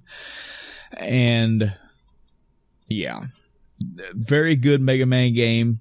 The notable thing about this one was the fact that you could play that Rush turned into, instead of just turning into a springboard or turning into a submarine, he would turn into armor augments for you to give you more options and functionality in the game. He could turn into a power armor suit that basically lets you punch things, and it was a very powerful punch. Notably, you could punch bricks throughout the world, which would unlock not only like items, but also on a couple occasions, I think it unlocked like secret extra paths, so different routes through the levels. It's very cool. You could also he could also turn into a jetpack function, which would, as a jetpack, you could fly across the screen. Also notable about those individual armor pieces is that they worked off of a meter. You didn't have to have that meter refilled like you would weapons throughout the game. So when you played as the armor suit, he would punch and a meter would go down, and you'd have to wait for a second for it to fill back up. Same thing with the jetpack. So you would fly and the meter would go down. When the meter was out, you ran out of basically fuel and you would land and you'd have to wait for it to charge back up. Mm-hmm. Really cool. Really cool. Everything else Mega Man, pretty much still just the same, folks. I mean, you've got 8 bosses. It's side-scrolling. You can find basically an order of operations to kill them all quickly. There's Beat. I believe Beat makes a return in this one as well, which is you collect the letters and he becomes basically a one-shot kill for almost every enemy of the game and does a lot of damage to bosses. He basically homes on them and flies to them and kills them pretty quick. And it's more Mega Man. And again, sadly, it was the last Mega Man in the NES life cycle. But that's okay, because in this year also we get Mega Man X. Oh man, this is another one of those games where I feel wait, we're gonna 1 second. Okay, 1 second. Okay, we got. I've actually missed a game. My bad. Oh no! Oh no! Did you want to talk about Mario missing? I was looking and I was like, oh, I got too busy looking ahead instead of looking at where we were at. Yeah, that fucking wiki. Lufia and the Fortress of Doom. You ever heard of that? I knew it. I knew you had played this. Fucking, oh my god, this game. Alright. This game is better when it's taken as part of the series in whole, but it's such it's so damn good. You'd have to understand just by this story alone. The way it plays out. Oh man. This is the first game, correct? Or is this a sequel? This is the first game. Rise of the Centrals is the second. Okay. And you can play them in any order you want because the story's going to make sense regardless. But you essentially play this nameless, RPG character. He come across characters. Obviously, one of them is named Lufia, but you go through and you basically achieve the thing that your parents could not. That was like the whole thing about the game, is that like you're told about like what was going on in the backstory and how, you know, all these sacrifices were made before, you know, just to get you to the point you're at. And once you finally, you know, you overcome that hurdle that they weren't able to overcome, it was so good. It's such a fucking good game. I don't want to ruin too much. Oh, no, please. I'm just saying. Because the game looks good from what I'm seeing just by screenshots. It's kind of weird the way it works, because your characters are like in this little box, okay? And in Lufia 2, the boxes are all on the bottom of the screen, but in Lufia 1, they're kind of made into a little square, and your characters actually attack out of the box. Your characters are inside the box, and they come out of the box and hit people. Yeah. Okay. So, you know, the little box where you have your HP, MP, all that other shit. It's all in that one, you know, little spot. And they just kind of step up and swack the shit out of it, whatever you're attacking. It's kind of, instead of it being, your traditional, horizontal plane, like think Final Fantasy, where you have like the enemy on the left and your characters on the right, and they kind of step over and hit them like that. It's going vertically, so the enemy is in front of you and they step up and hit. Oh man. But when you combine this game with its sequel, I didn't actually like this game as much until I played the sequel. And when I went back and played the sequel, I went back and played the first one again, and they mix so well. Oh man, that's so good to hear. And both of these were on the Super Nintendo as well, right? Yeah. And the cool thing about this was, you know, the characters are just very memorable. Mm-hmm. You know, they've kind of got the anime archetypes with the tsundere and the fucking, you know, you have the character that's fucking all about brute strength, and the character that's all about, using bows and shit like that. Mm-hmm. Oh man. I would say play the series. I would start with Lufia 2, since it's a prequel. Uh-huh. And then move on to Lufia 1 if you want the more coherent story. Gotcha. But if you want to be able to play it the way I did, which was playing the original Lufia first and then coming back and playing the second game, oh man. It was good one way or another. Yeah. Well, good, man. Good. I'm glad it jogged your memory to make you want to talk about it, because I knew Lufia was something that we had talked about before. It's the fact that I haven't played it doesn't. I remember seeing ads for this and for the sequel as well. It just never come across my path in life. I never got to play it personally. Mm-hmm. Yeah. And like I said, it's all about. It is all about, you know, this family's personal sacrifices to go into this, you know, to get this task accomplished. Wow, it's so damn good. Yeah. So, moving back down the list of the M's, where we left off was Mega Man X. My bad. Yeah, I'm not going to spend another 20 minutes of this podcast talking about Mega Man X.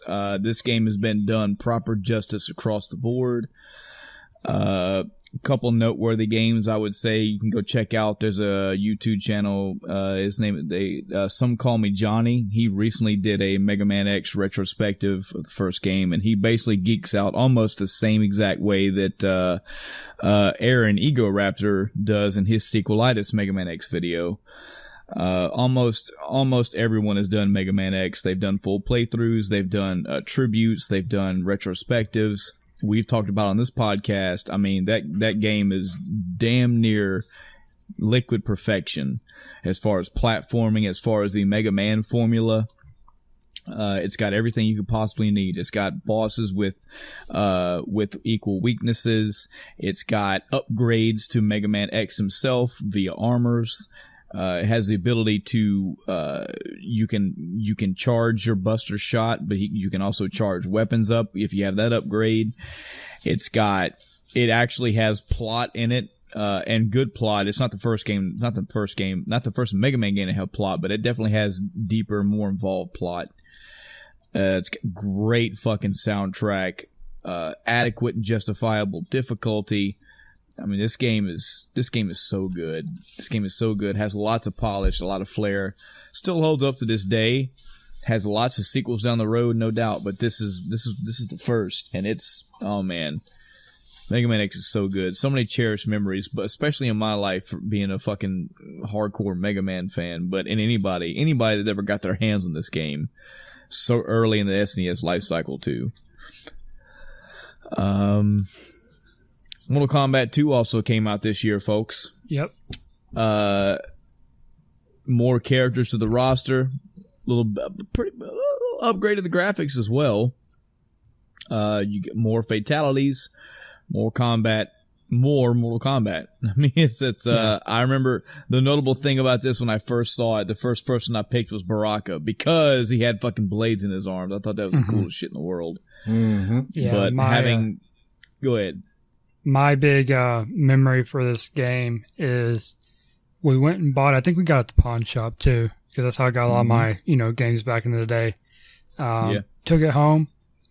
I beat it on the very first try. Oh, wow. I was like, oh, well, never could do it again. Just go through, not a single loss, just straight through 15 minutes? Yeah. 20 minutes, something like that. Yeah, my first memory of this game was I walked into an arcade and they didn't have this in the normal cabinet. They had it in the big super, special cabinet that they just basically had to take whatever little, hard drive was in the back of the cabinets and they could put different games on it. Mm-hmm. But its screen was the size of it was I want to say it's an 80-inch screen or something like that. And it had, way more control spots than you needed for Mortal Kombat. But it was made to just take any type of game. And they had it was front and center of the arcade. And it was, there was a crowd of people around it. And I was watching this one guy using Shang Tsung, which was a big deal because he's the boss of the first game. Mm-hmm. He's just rolling up, beating the living fuck out of, I don't even know who he was fighting, but he dominated 2 or 3 different people. And I remember seeing the stage where it showed Kano and Sonya chained up in the background. Yeah. Fucking Shang Tsung's on his throne. On his, I want to say it was the second or third throne, sorry. Yeah. Do you see the second or third fight he was on?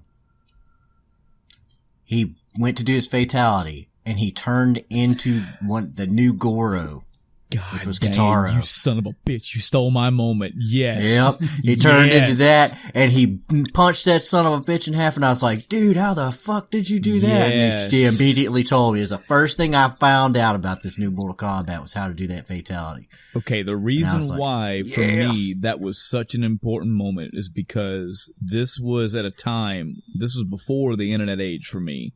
So, the rumor mill was literally word of mouth rumor mill. This was kids in a fucking schoolyard or on the school bus or in class passing notes, whatever the fuck they were doing.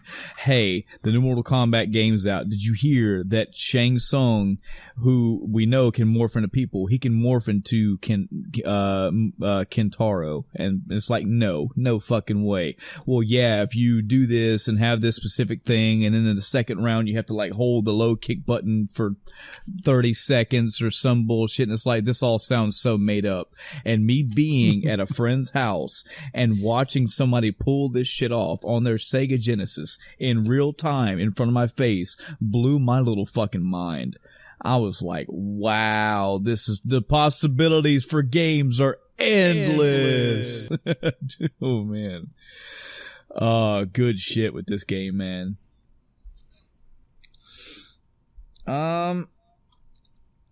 I guess that's it for the M's from me. I got one. Okay. I think Adam, maybe you played this. Myst. Myst? Yeah. You mean Riven, the sequel to Myst? Wait, no. Riven was my jam, but I did play Myst. Okay. And it is awesome. Yeah, so Myst. is a puzzle point and click adventure game. And what I remember most about this game is, holy shit, is it hard. You are not fucking kidding. Yeah, I played this as an adult. Okay, I didn't even play it back then. I played it as an adult. I was at comm school. So I'd gone through boot camp, MCT, and I was at comm school, learning my computer stuff that I already knew. And me and my roommate sat there playing this game, and between the two of us, we could not do it. I was like, all right, we're not going to look stuff up. We're going to play through this. And they got to the point where like, all right, we're going to look it up. We're only going to read like one line at a time on the GameFAQ article. We're only going to get this one thing we need and move on. And I was like, all right, did that. And we'd spend so much time. We'd be, we'd read our one line to get our hint. And then we'd spend 30 minutes and we're like, all right, we need the next line. We can't figure this out. Man. See, because my uncle had this game. He was the one that had the PC with the games on it. Mm-hmm. And I'd go over to my uncle's house and he'd be like, oh yeah, you try this game out, see if you can figure it out for me. And he throws fucking, this game at me and I'm like, oh my God. You have to put this together and touch that in just such a way that it creates a magnet so that you can pull the key from underneath the door to do this thing. Oh my fuck. Yep. And over the course of a couple of years, I got like 80% through this game. Mm-hmm. And that was with me going over there probably several times a week and just cracking out on it the entire time. Yeah. And it has multiple endings. Oh God, I didn't know that. Yeah. And I think at least one of them is a bad ending. At least one. Yeah. Somewhere out there's a computer that's got Windows 95 on it. Mm-hmm. And that computer has my save file for Myst. It's probably in a dumpster somewhere.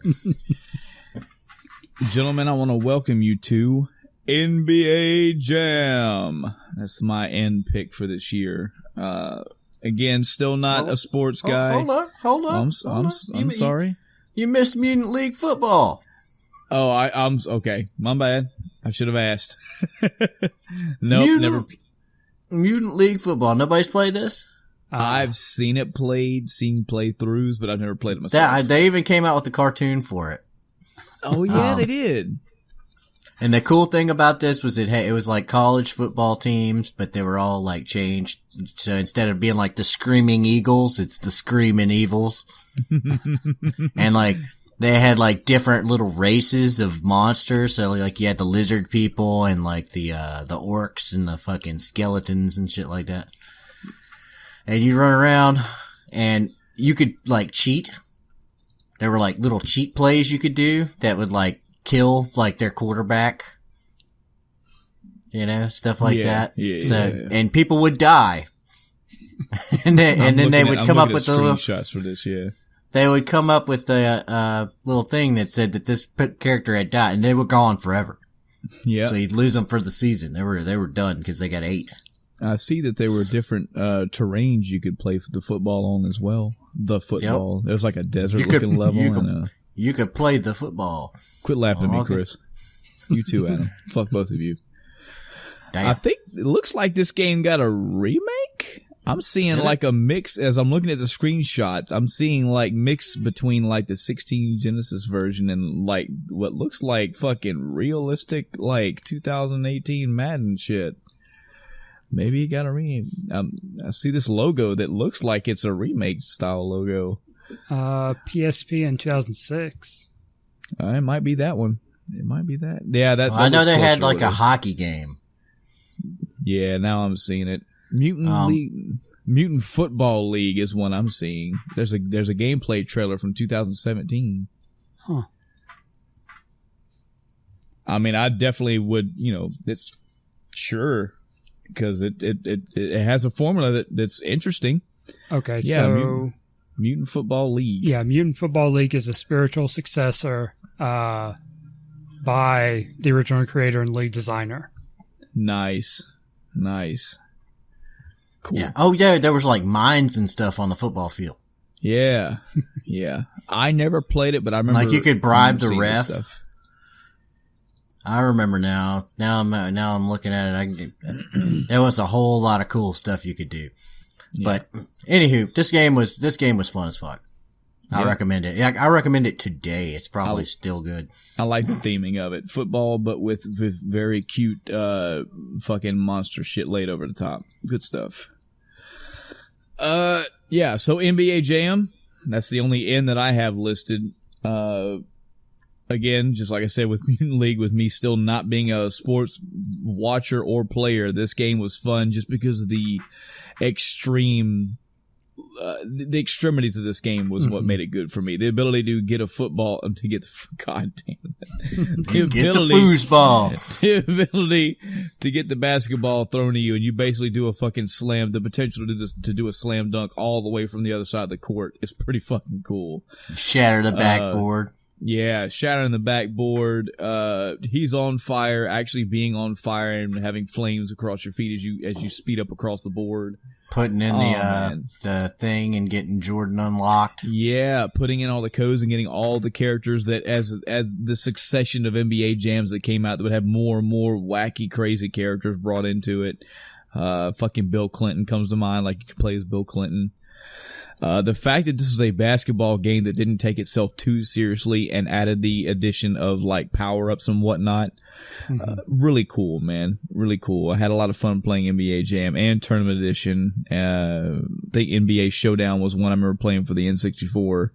The list goes on. There's NFL Blitz. So many sports games that follow this formula of going, hey, let's fucking draw back to the seriousness and add video game shit to it, like levels and stats and power-ups and whatnot. It's very fun. Guys, I have nothing else until we get to S. So if you guys have anything, I have a P. Okay. Panic. Was this that Sega CD game? Yeah. Yes. God, I can't believe I didn't put that on here. Yes, Panic. Oh my god. You know what? I saw this game and I remember it has something to do with the remote, right? Yeah, this game is a just random can be point and click puzzle game. I didn't even realize it was a puzzle game. I just thought it was being weird to be weird. Yeah, I remember being puzzled. Yeah, you're going through basically traversing screens and you'll come across some that, will end the game for you.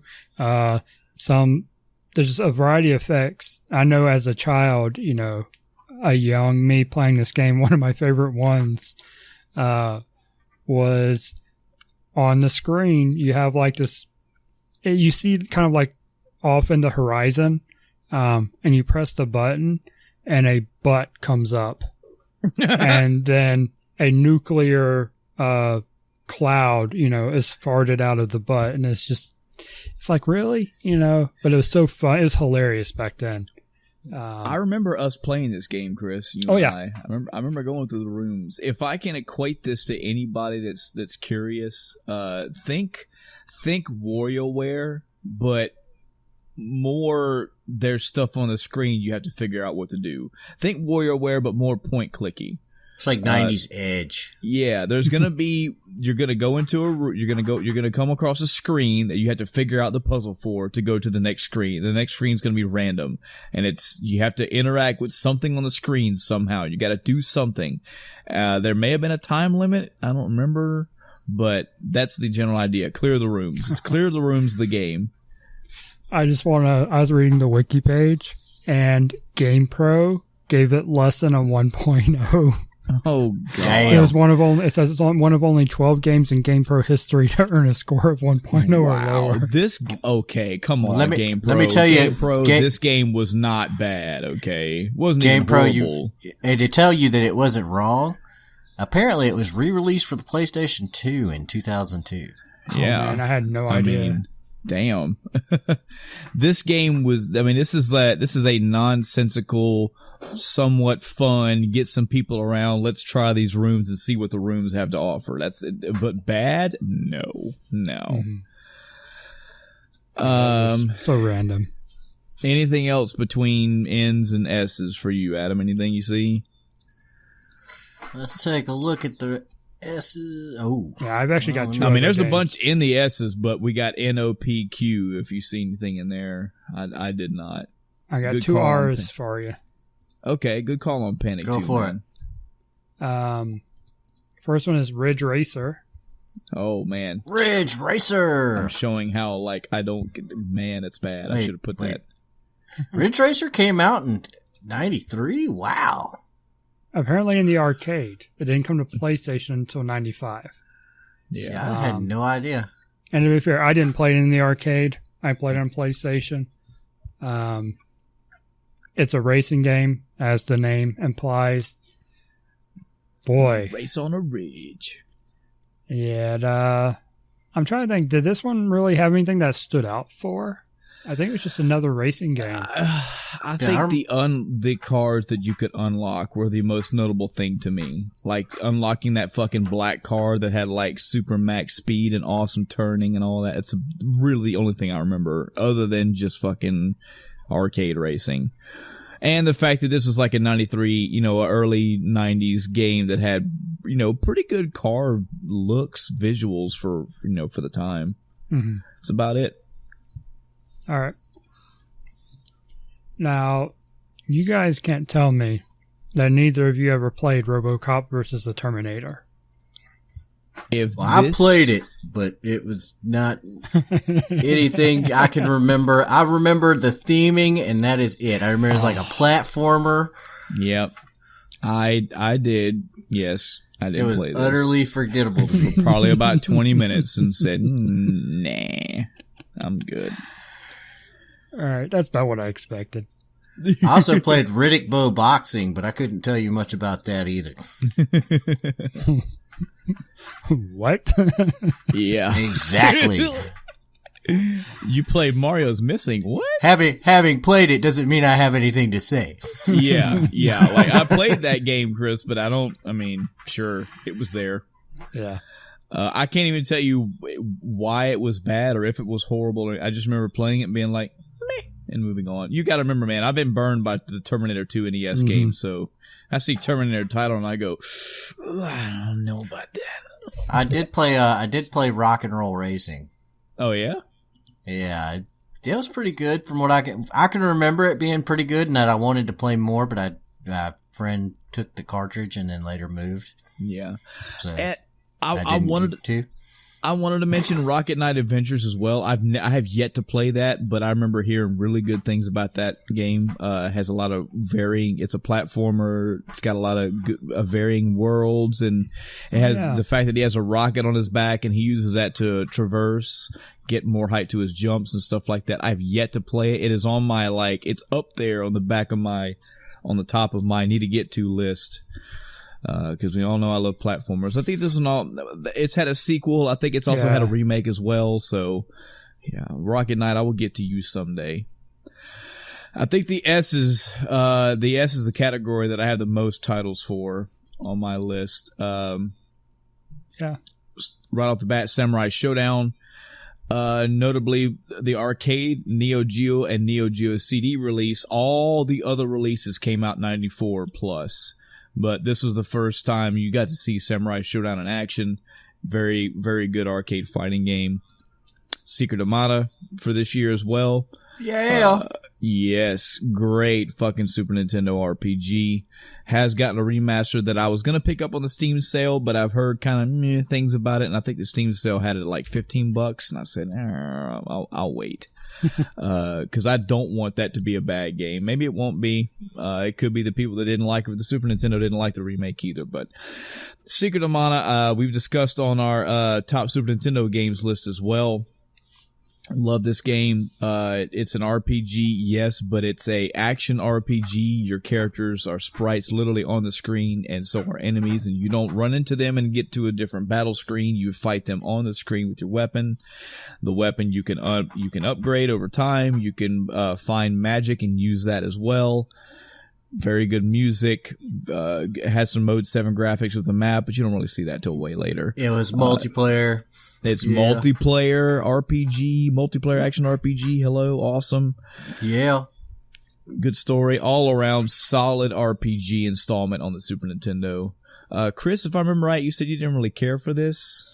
I don't recall how I really felt about the Super Nintendo version. Yeah. But I played it on PS4, the remake. Mm-hmm. And I do not like the sword stamina system. That completely is killing me. Yeah, if you don't like that stamina system, it's going to kill the game for you. Because that's kind of all the weapons every have Secret that. of has that. Yeah. There have been many sequels in the Secret series. There have been many sequels in the Secret series. There's a tongue twister. Secrets of the Secret Sorcerer? I think there was a Legend of Mana for the PlayStation. I think Siankendetsu was the Japanese. Yeah, that's Secret the Evermore. Japanese name. Yeah. So, and there's this is a whole series of games. I played Legend of Mana a little bit, but yeah, I love this game to death. Sega Sonic the Hedgehog. I know y'all have played this. Of course you have. This is I was looking at it. This is an arcade Sonic the Hedgehog game. We've all played, right? You Right, don't we all remember? You that. don't remember Mighty the Armadillo and Ray God. the Flying Squirrel? You see, I do. But I don't remember from this game. I've never fucking played this game. No arcade I have ever been into has ever had a Sonic the Hedgehog arcade game. Oh, not even like we stuck a Genesis in a arcade cabinet and you're playing Sonic. Like nothing. Never played Sonic. But this is a thing that existed, and I just thought I'd mention that. The Sega game that did come out this year that's worth mentioning, Sonic CD. Good platforming for you. Has a somewhat interesting, pretty cool time traveling mechanic where you can travel to two different time eras of the same level. Stuff will have changed and whatnot. Mm-hmm. Correct me, Chris. Is it Mecha or Metal Sonic that's in this one? I want to say it's Mecha. I think it's. Mecha I was Sonic in thinking this Metal. I'll read through maybe the it's Metal. wiki. Yeah, I think Metal Sonic is. Pretty sure it's Metal. Metal. Yep. Yeah, Metal Wiki Sonic's in confirmed. this one. Racing his ass across the stages. Very unique music that apparently the original Japanese version and this version has two different music types, and we got the weirder version. Remember the game over music for this is like, whoa. Yeah. Creepy kind of music. But all in all, an entry on the Sonics, on the Sega CD. Mm-hmm. I mean, I remember playing it. It was pretty I fun. still own it. Yeah. It's just a sad thing about the Sega CD, man. Just kind of like the Saturn, and the Dreamcast too is like this. They just didn't fucking pan out. And there were not a lot of titles. It had some good ones, it had a lot of shit ones, but unfortunately that library was so small. So when you see the shit ones, it just really outweighs everything else. Yeah. Star Fox came out this year. Oh shit! Yeah. 3D Mode 7 graphics. You get to see the fucking R-Wing. You get the whole Star Fox team for the first time. You can break your wings off and shit. You can have upgrades to upgrade your lasers. You go through multiple paths around this galaxy. Very interesting and varying boss types. Secret paths, secret areas you can unlock. Speaking of Star Fox, you looking forward to that game coming out later this year? Yeah, so, but yeah, this game is Star Fox 64. This is what we want from the next Star Fox sequel. When we get a legit Star Fox sequel, we had so many fucking hits and misses and so many half and halves. Like, this is the one we want. Great game. I remember playing this game for hours and hours on end back in the day. I remember it being pretty difficult, but I mean, everything was difficult in my teenage years. Just had a good fucking time with this.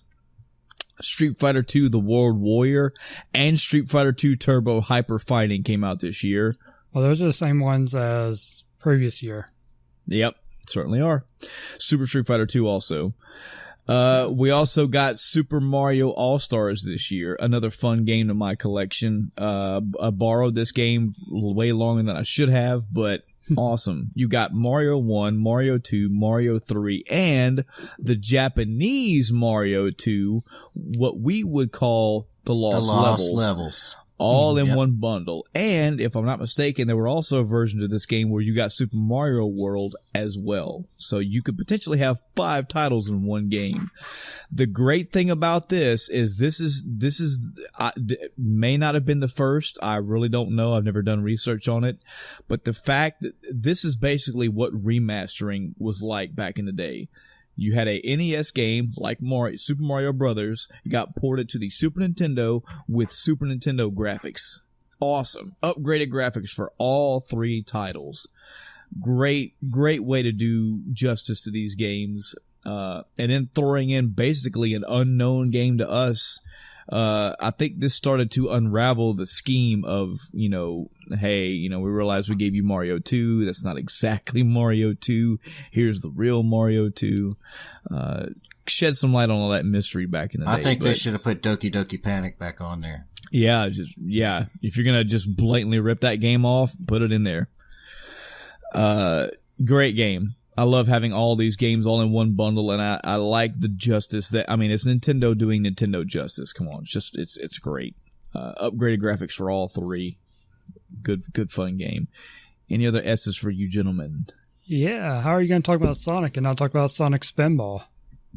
Because I never played it. Well, shame on you. I know. I own this game. You have no excuse.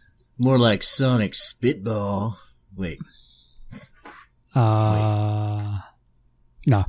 Anyway. Cricket. So, as the name alludes to, it was a pinball game that you played with Sonic. So Sonic was your ball, and you flung him around the screen, killing enemies, trying to, get emeralds, and then fighting bosses. A fairly difficult game, at least back as a, wee lad.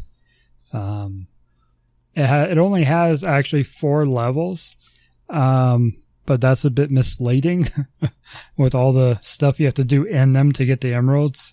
I don't think I ever made it past the 2nd level because of how difficult it got and time consuming it was.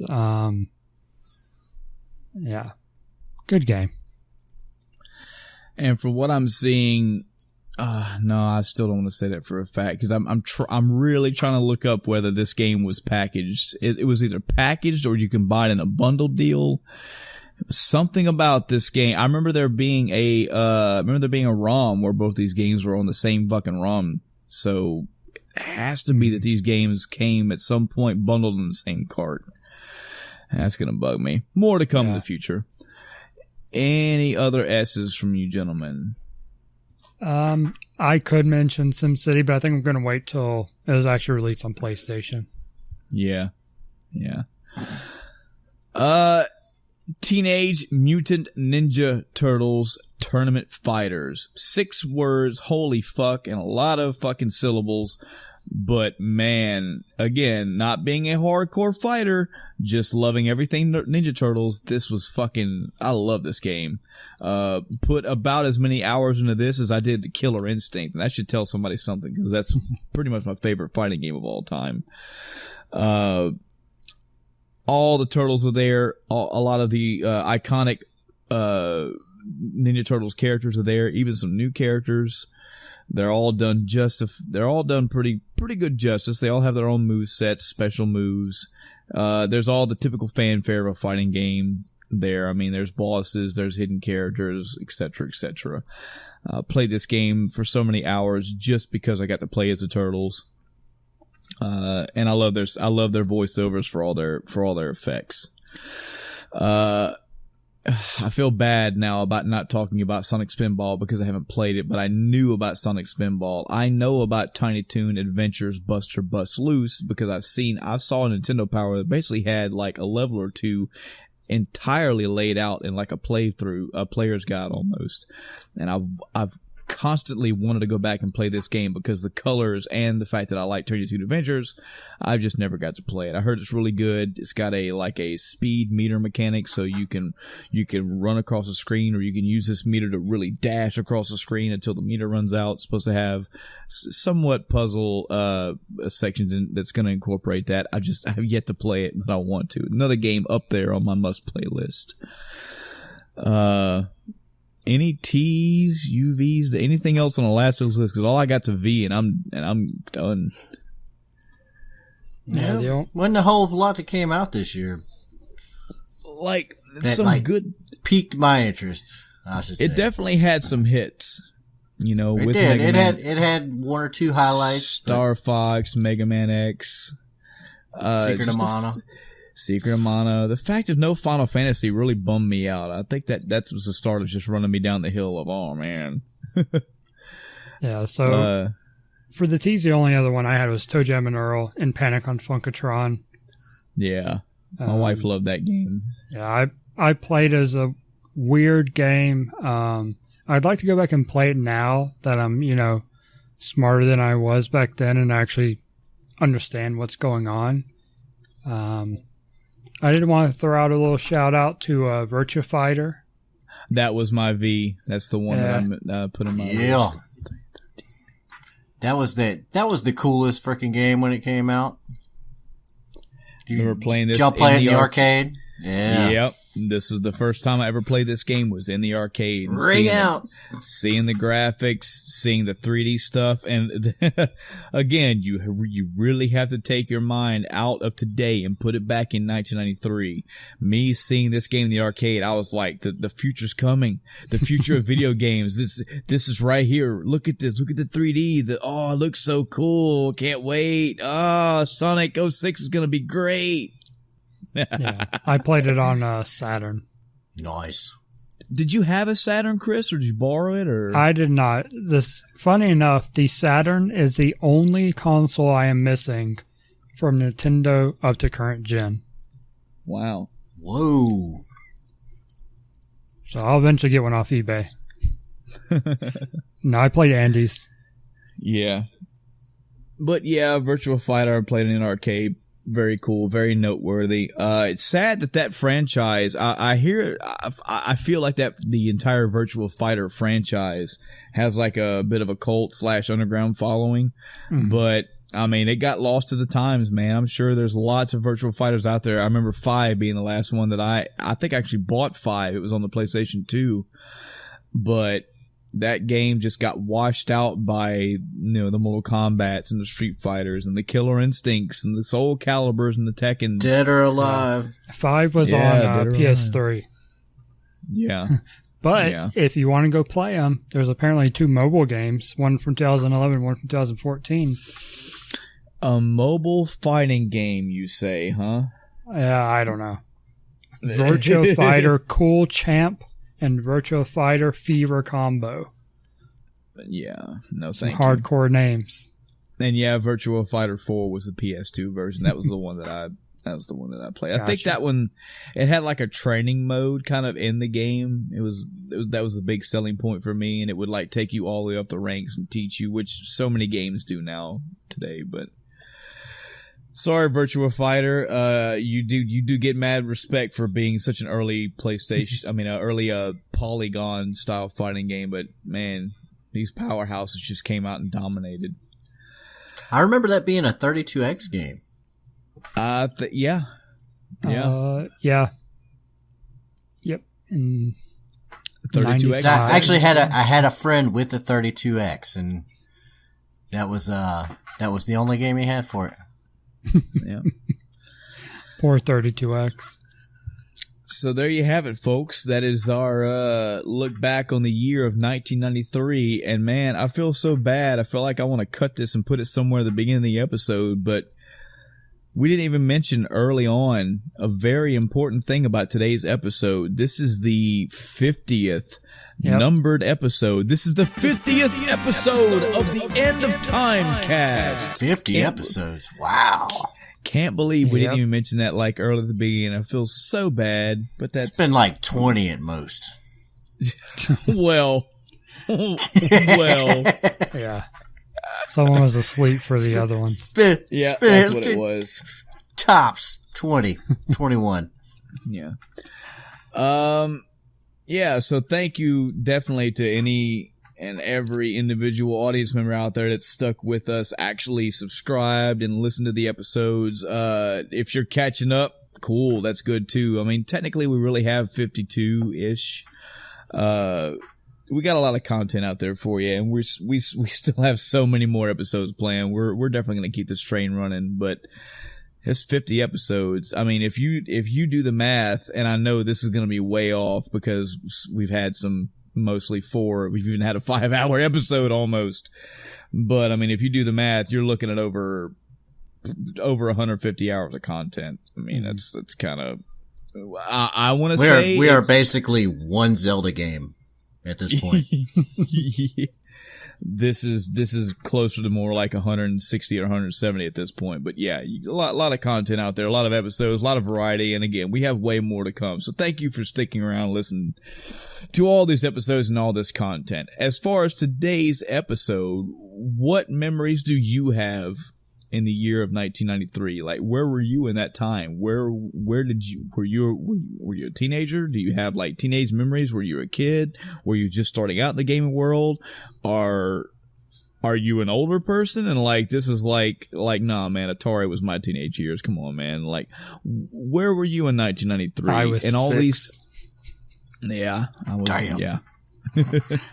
What was 93 like? Go through the list of 93 and look at the games that came out. There may be some on the list that we didn't even mention that you want to talk about or you want some spotlight on, and that's good, man. I like to hear, hey, did you know about X game? Because again, this is something I mentioned earlier, but it's true to this day, and it's still happening to this day, where with the with YouTube being so popular and all, and anybody pretty much becoming their own content creator, I'm seeing so many games coming out of the woodwork of, hey, here's this game that have you heard of it? No. Here's a 5-minute gameplay video, and I'm like, oh shit, I need to play that. That looks awesome. That's great.